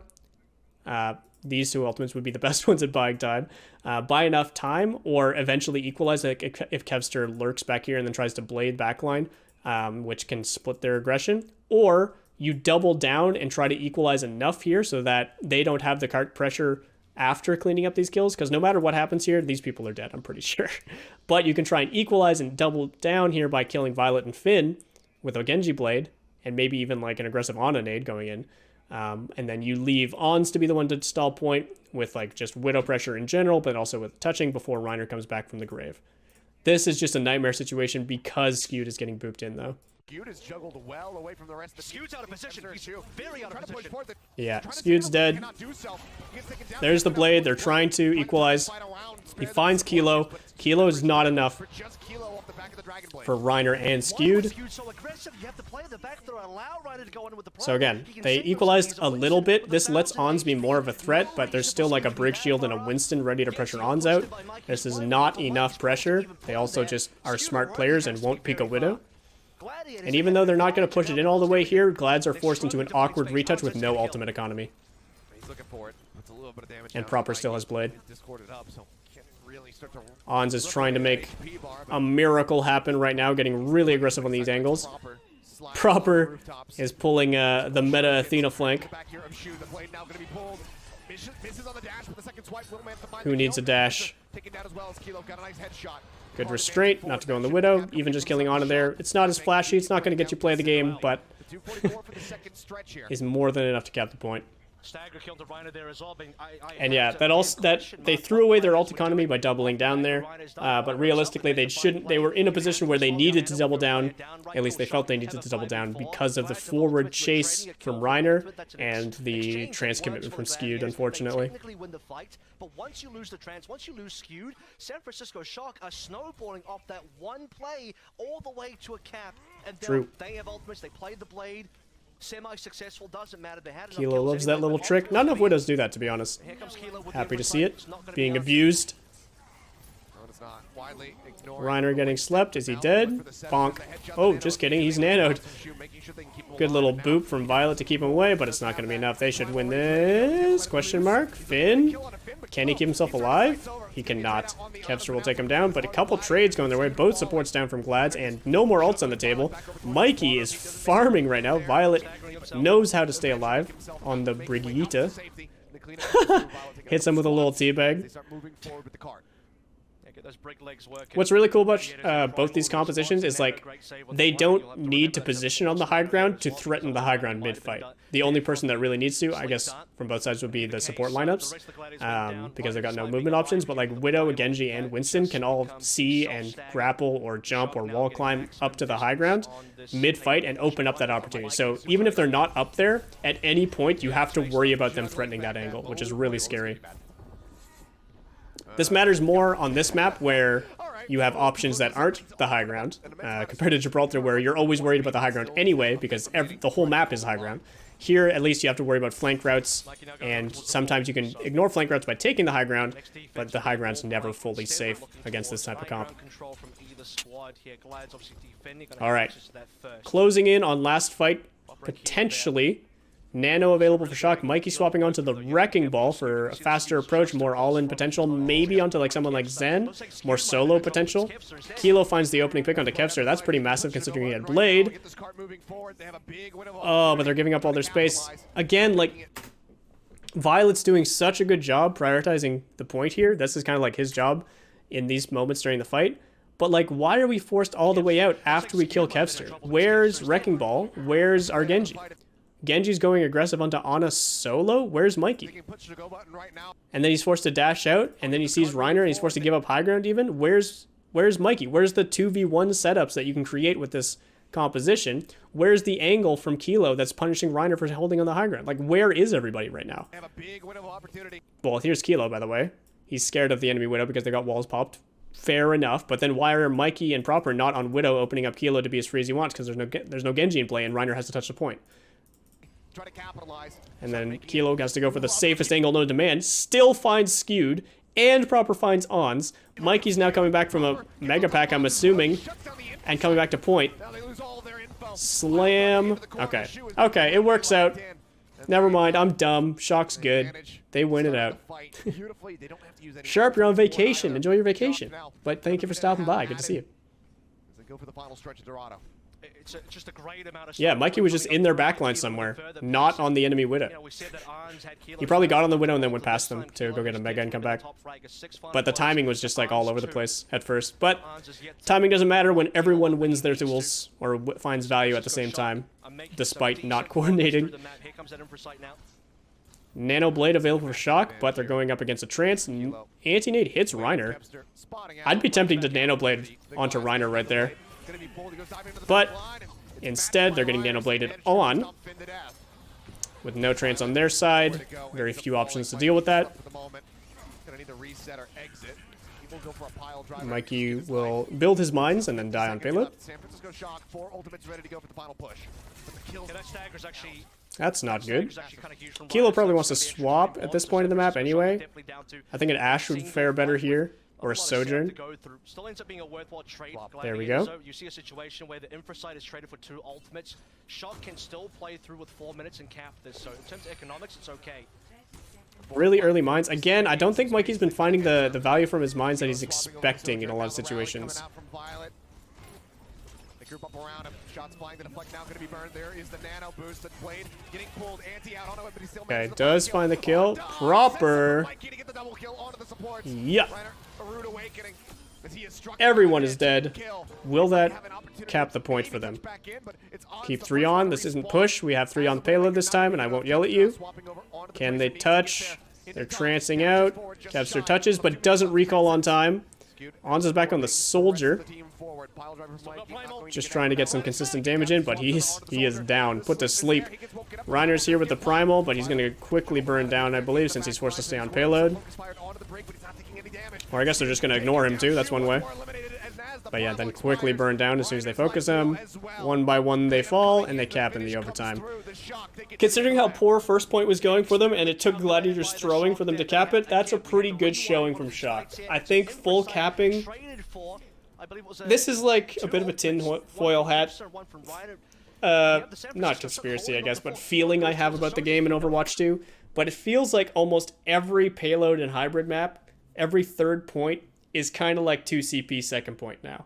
Every point feels like impossible to full cap because of how close spawns are, because of how the faster spawn timing in Overwatch 2, and because of the 5v5 nature. It's so hard to decisively win out a point in full cap. So if I'm Shock, I'm very happy with that performance, being able to full cap all 3 points after almost being full out on first.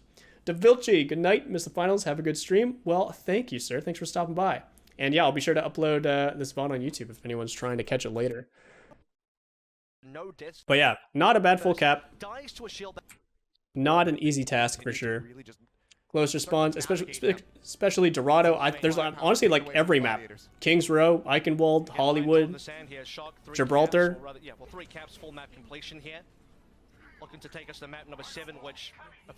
Dorado and Eichenwald are the 2 that stand out for me for sure, but honestly every map feels like a lot easier to full hold now.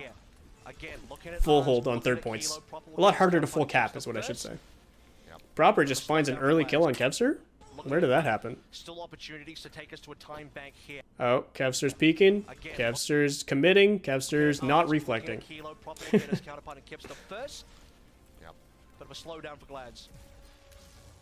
That's good for building some early ult charge. Mikey's already at 20%. That added layer of protection, and immediately gets his sights, gets sights set on him by Skewed. Takes a bit of damage, has to pull back around. Bubble committed from Mikey means he's going to be forced to jump away soon, meaning Ons can take a much more aggressive angle without worrying about Bubble or Winston position, and he misses because he missed because he uncrouched, dude. Shot across on the Mikey. Now takes a much more.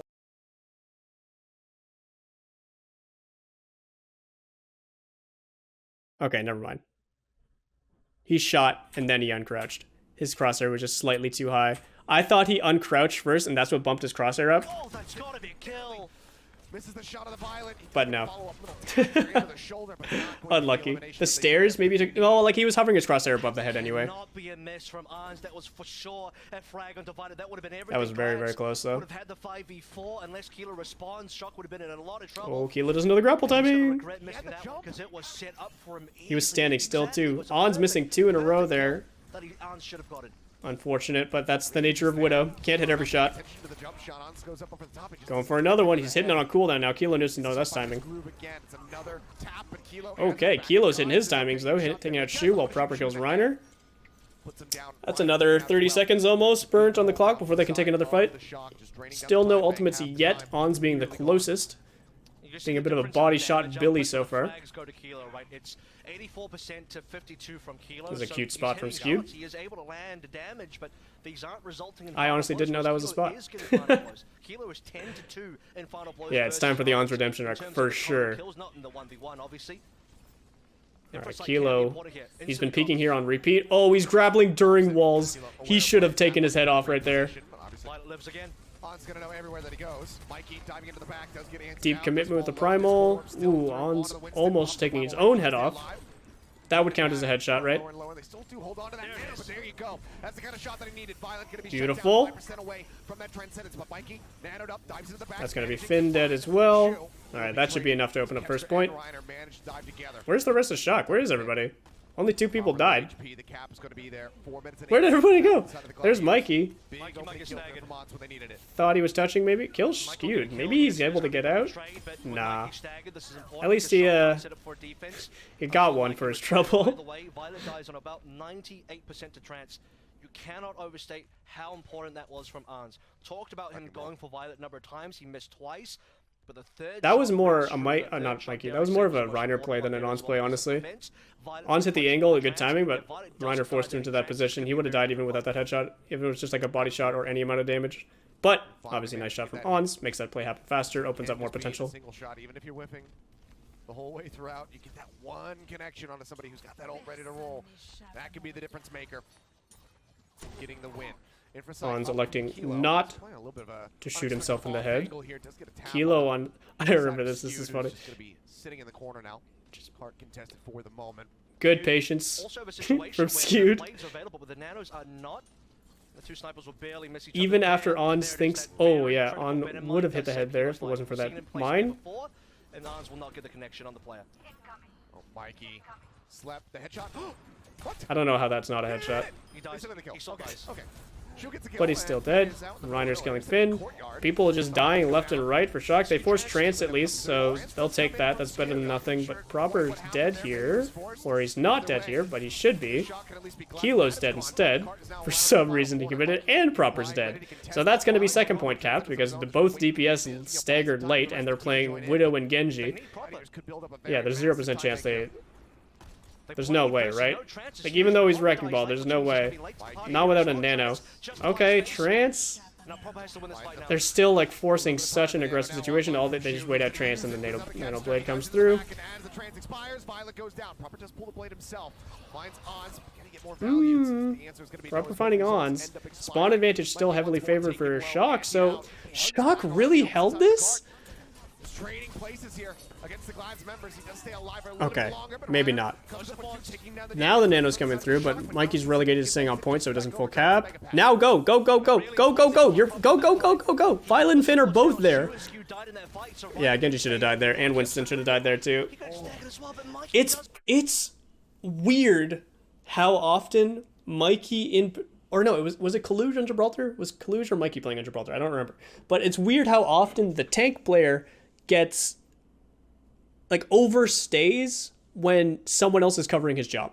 In particular, Violet is covering his job. Like, when people are touching the point there, Mikey needs to be unlocked. And there's no reason not to communicate that, and no reason not to call for Mikey to push directly, and for him to act faster in that situation. Because that's 1 or 2 kills, that's an extra 20 seconds on the clock that they just get for free, and put them in a sooner position to hold space. Like Violet and Finn could easily take top right, instead of having to worry about the Genji marking that space right now. It's such a missed opportunity, dude. And it's happened a couple times now. It happened at Gibraltar first point overtime defense, most notably, I think, where they didn't open up whoever the tank player was at the time to jumping blue box. But I guess if everyone just dies all at once, that's one way to take a point. Was that even a team fight? So, what's happening?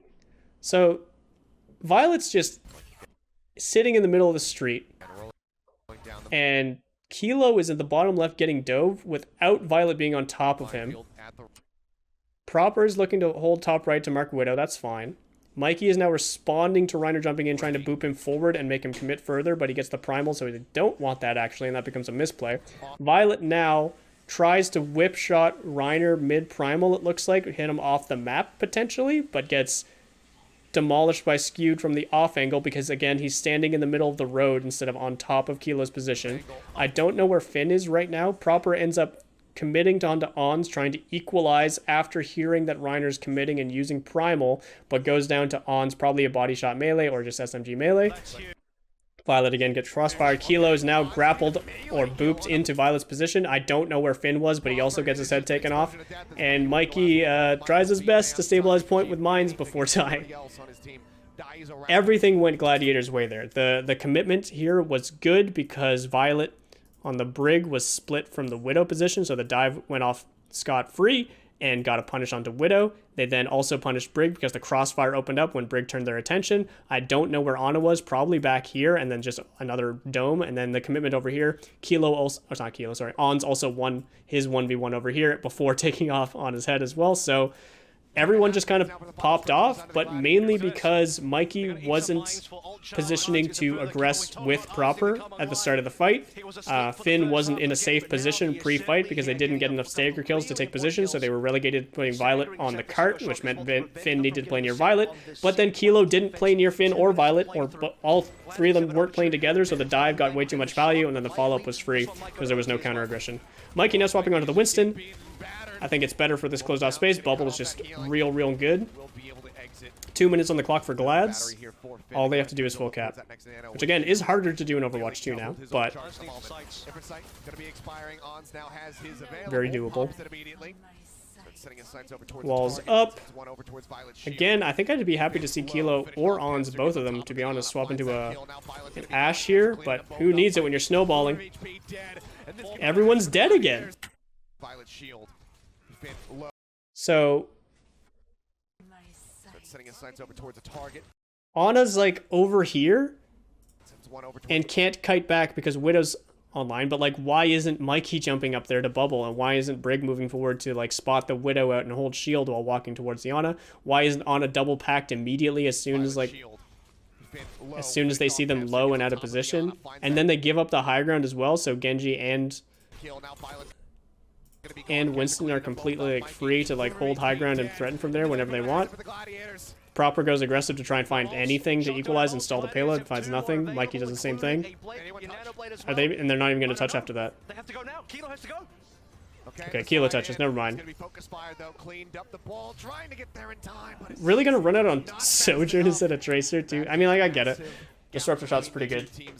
One shot potential's pretty good, but like so many just like lazy plays from Shock. Like the end of second point was just like really lazy positioning without being able to threaten any real space, and they just get dove and die instantly. And then third point here, like Ana just got way out of position with no one ready to cover for them because everyone was just like doing their own thing and Mikey was on payload. Like the only reason you position there is Ana is if you're trying to threaten through Mega Room or like into like the choke point, like where the cart comes through those doors. I don't know, but no one else was looking to do that. Oh, let's see these shots from Ons. How does he kill the Genji? Okay, so Finn is up there, so yeah, it is just a body shot melee. I think Proper was already like half HP. Why is... So Finn's trying to capitalize on this, like maybe like hit a shot and a nade and another shot kind of thing. But yeah, Ons wins that all day. And then because of all that, yeah, I thought Finn would be like down here. Neither Finn nor Kilo were playing with Violet's Brig, which just seems weird to me. At least play with the Brig to start and then let Brig detach to go to payload if you need to, but you need Brig to start to thwart off the dive from Reiner, right? This is pretty scuffed from Glads. This is pretty scuffed from Shock. Finn felt weak all series. I think Shock's Zen play in general has felt kind of weak. Their Transcendence use in particular has been bugging me, but even on top of that, like positionally, it's questionable. Needing to keep them level-headed in this moment. On's looking for the pop shot, spots him. Ooh. Not going to be able to get the shot. Oh, but he does get Reiner. Gets a follow-up hit. Reiner taken down. Big punish. All right, overtime rounds, minute on the clock for Shock. Can you re-engage it without Reiner available, it's really difficult to re-engage, and almost another kill there as well. Shu barely Glads know they just need survives. one fight. Also not so lucky. Ooh, that's a nice shot onto Ons. Continues, he delivers Lots of good once pressure. more. Like, if you're opting to kite back and wait for Reiner, like, there's no reason for Ons to be holding an angle still. It's too easy for San Francisco to just put the right pieces in the right holes whenever DPS stay around. 11 behind. He's looking for the hit. He's looking for Kevster. Hasn't been able to finish him off yet. They are going to contest here, but Kilo's pretty much free-firing. And there's no more bubble. Proper's here killing Skewed. They are somewhat locked to the payload, but when they have numbers advantage, that's not that big of a deal. Kilo finds Ons again. Takes him down, Kevster dead. And that is going to be your card contest eliminated as Reiner's got nowhere left to go, no primal to play off of, and even if he did, he would have to hold it. Finn will find Yeah, not two, bad. and there is the cap that you were talking about. As long as they don't Very happy with that, considering they can get some how distance. weak their first attack was, how long it took them, and how much it depended on Glad's feeding. But Kilo landing some nice shots, opening up a lot of space there, basically for free. As long as they don't just like overextend there, like a lot of that progress was pretty much guaranteed. Good ults on the table now for Shock, close to a primal, relatively close to Nano, but same thing available for Glads, as well as a Blade charging up. Pulse Bomb could find something to create a lot of space here, but more likely that Blade finds value, especially with a Nano versus no Trance. During this skirmish, Proper in the meantime, spotting Reiner for a moment. Reiner antied, survives, no Nano for him to keep him up though, because of the headshot from Kilo taking him down, and another one from Kilo. Nice angle from Proper. Wants to commit, but can't go in alone. He can if Widow isolates himself, though. Oh, he's not alone after all. It's okay, absolutely fine trade. Not having Ons in the fight there makes Kilo's game, like, so much easier. He can just sit and wait for Winston to jump him before moving. And then with Winston's forced to jump the Widow, it opens up a lot more opportunities. The Nano Blade comes through, finds Finn, finds Violet. This is looking pretty good. Gladiators with every ult committed. Now Trance available for them. And no one left to touch the payload. Proper's going to save his stats. Don't think Shock would have pushed half as far if they did on this map. Not without those shots from Kilo. Yeah, Gladiators cannot allow this much distance to come on through. They're both first and second point were opened up heavily by Widow picks, which is like never something you want to rely on in a macro setting. Like you don't want to like just say like, hey, like Kilo, we're not going to do anything until you kill someone because it's too hard. That's not how you play the game at a high level. You organize ways to make those shots easier to hit, or you play without depending on those shots and expect more mid-fight potential from the Widowmaker than anything. But yeah, pretty good push from Shock, considering they only had a minute. Capping first point in general is usually really hard on Dorado. But let's see how they lose this. Oh, let's see.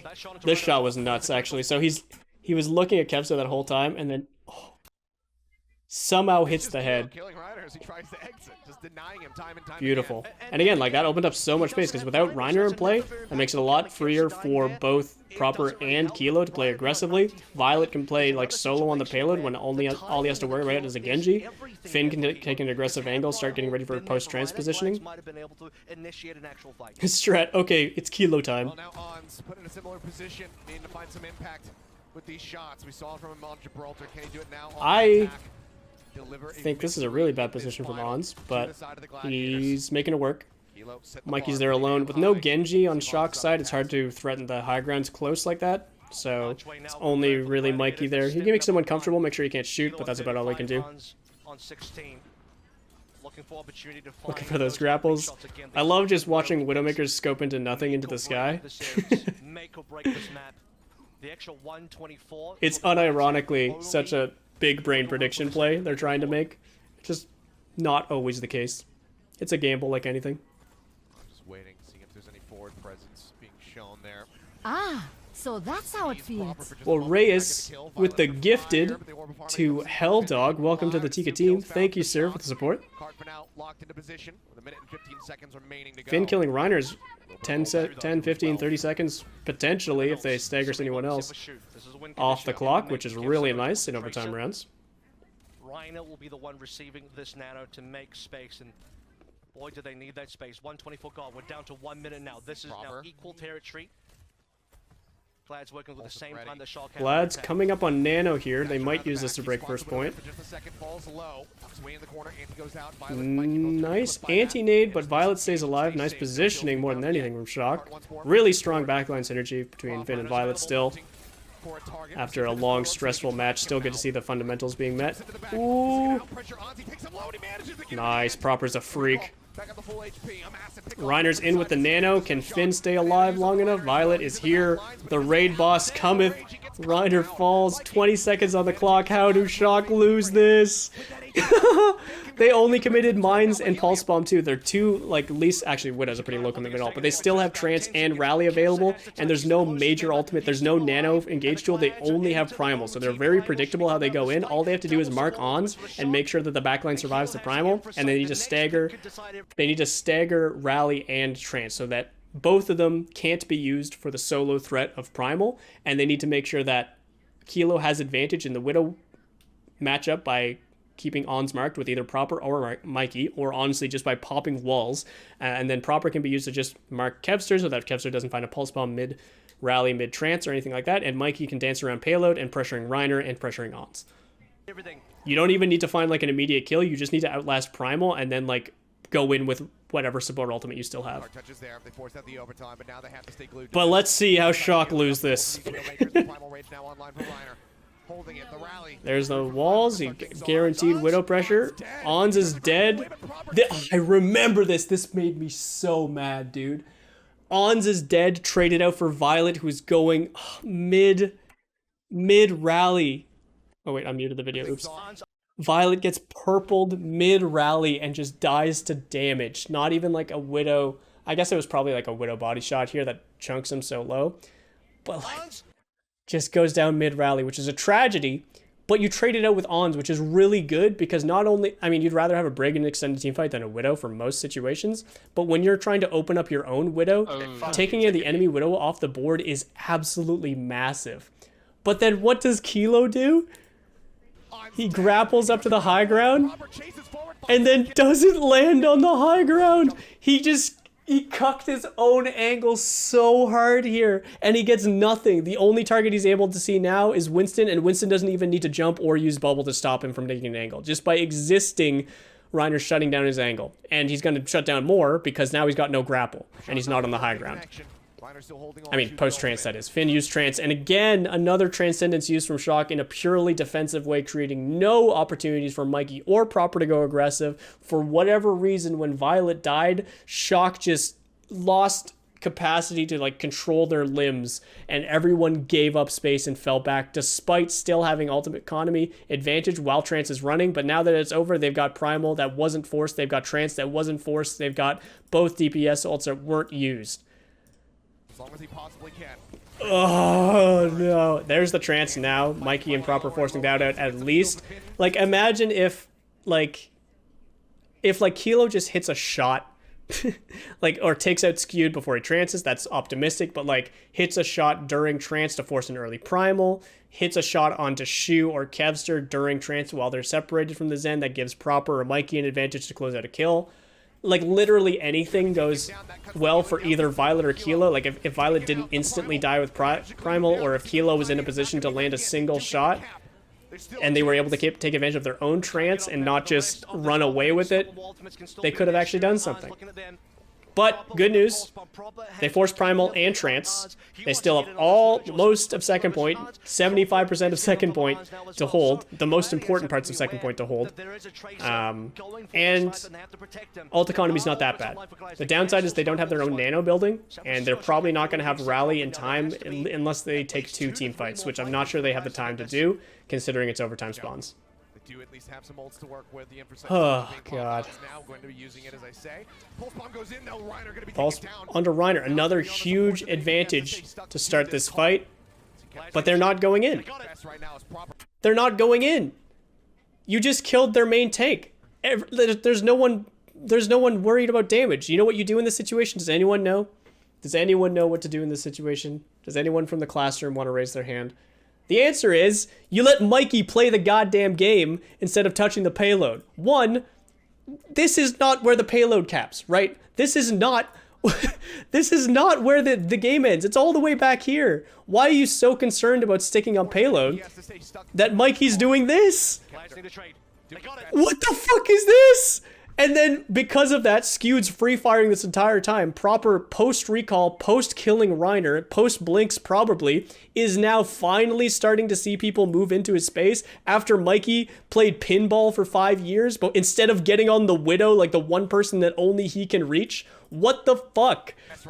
And then he slams and gets slept, of course, because it's the Overwatch League, which it would still be fine if he had did this 5 years sooner and Proper was still alive, or if Violet had walked in and was swinging by the time that Mikey slammed like this, or if Finn would have been walking forward. Again, it's hard because no one's contesting Widow because Mikey can't play the game because he's married to the payload.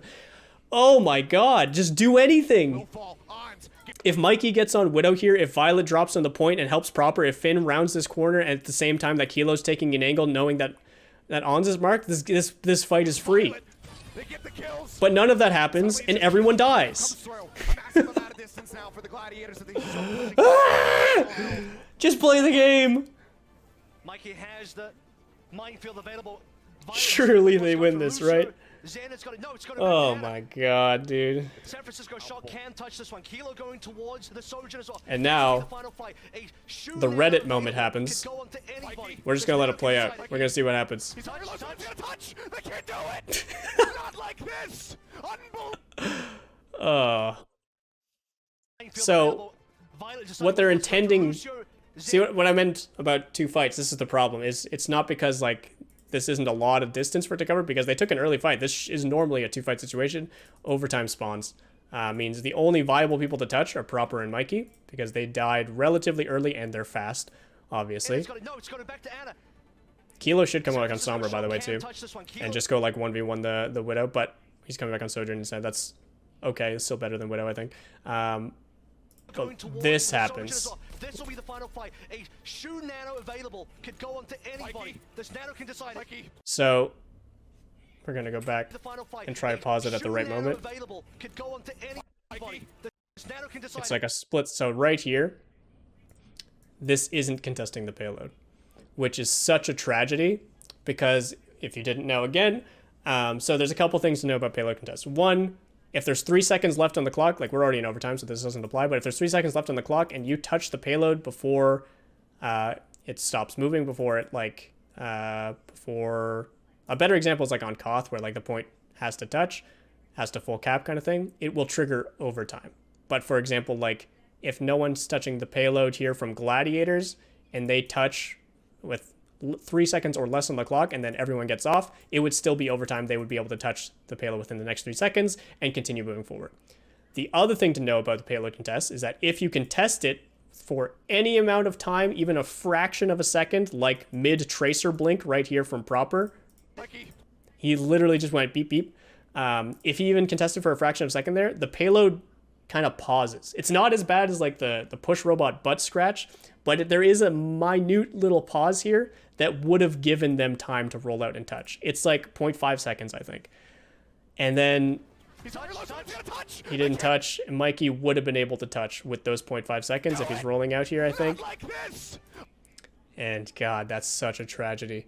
But it all started because Shock threw away the first 2 points. So I don't have that much sympathy for them, okay? They threw this game away multiple times. This was Shock acting very scared and very uncharacteristic for their seasonal performance. They were the #1 seed for this tournament. They previously sent Gladiators to the losers bracket of this very tournament like the day before. So it's not like Gladiators is a brand new team here. It's that Shock isn't playing up to their potential in this series. Gladiators played up this series. They played better than they looked last time, but that's also a symptom of Shock not playing as good. So it's a bit of both, I think. I think Gladiators definitely stepped up. I was really impressed by their individual performances and how well they played as a team. They were straight up the better team than Shock this whole series. No questions about that.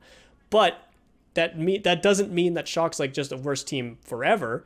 It means, in my eyes, Shock did not play like Shock for most of this series. The most they looked like Shock was on New Queen Street, and I think that one, again, was more of a case of Gladiators not being as well equipped as Shock to play the macro game of push.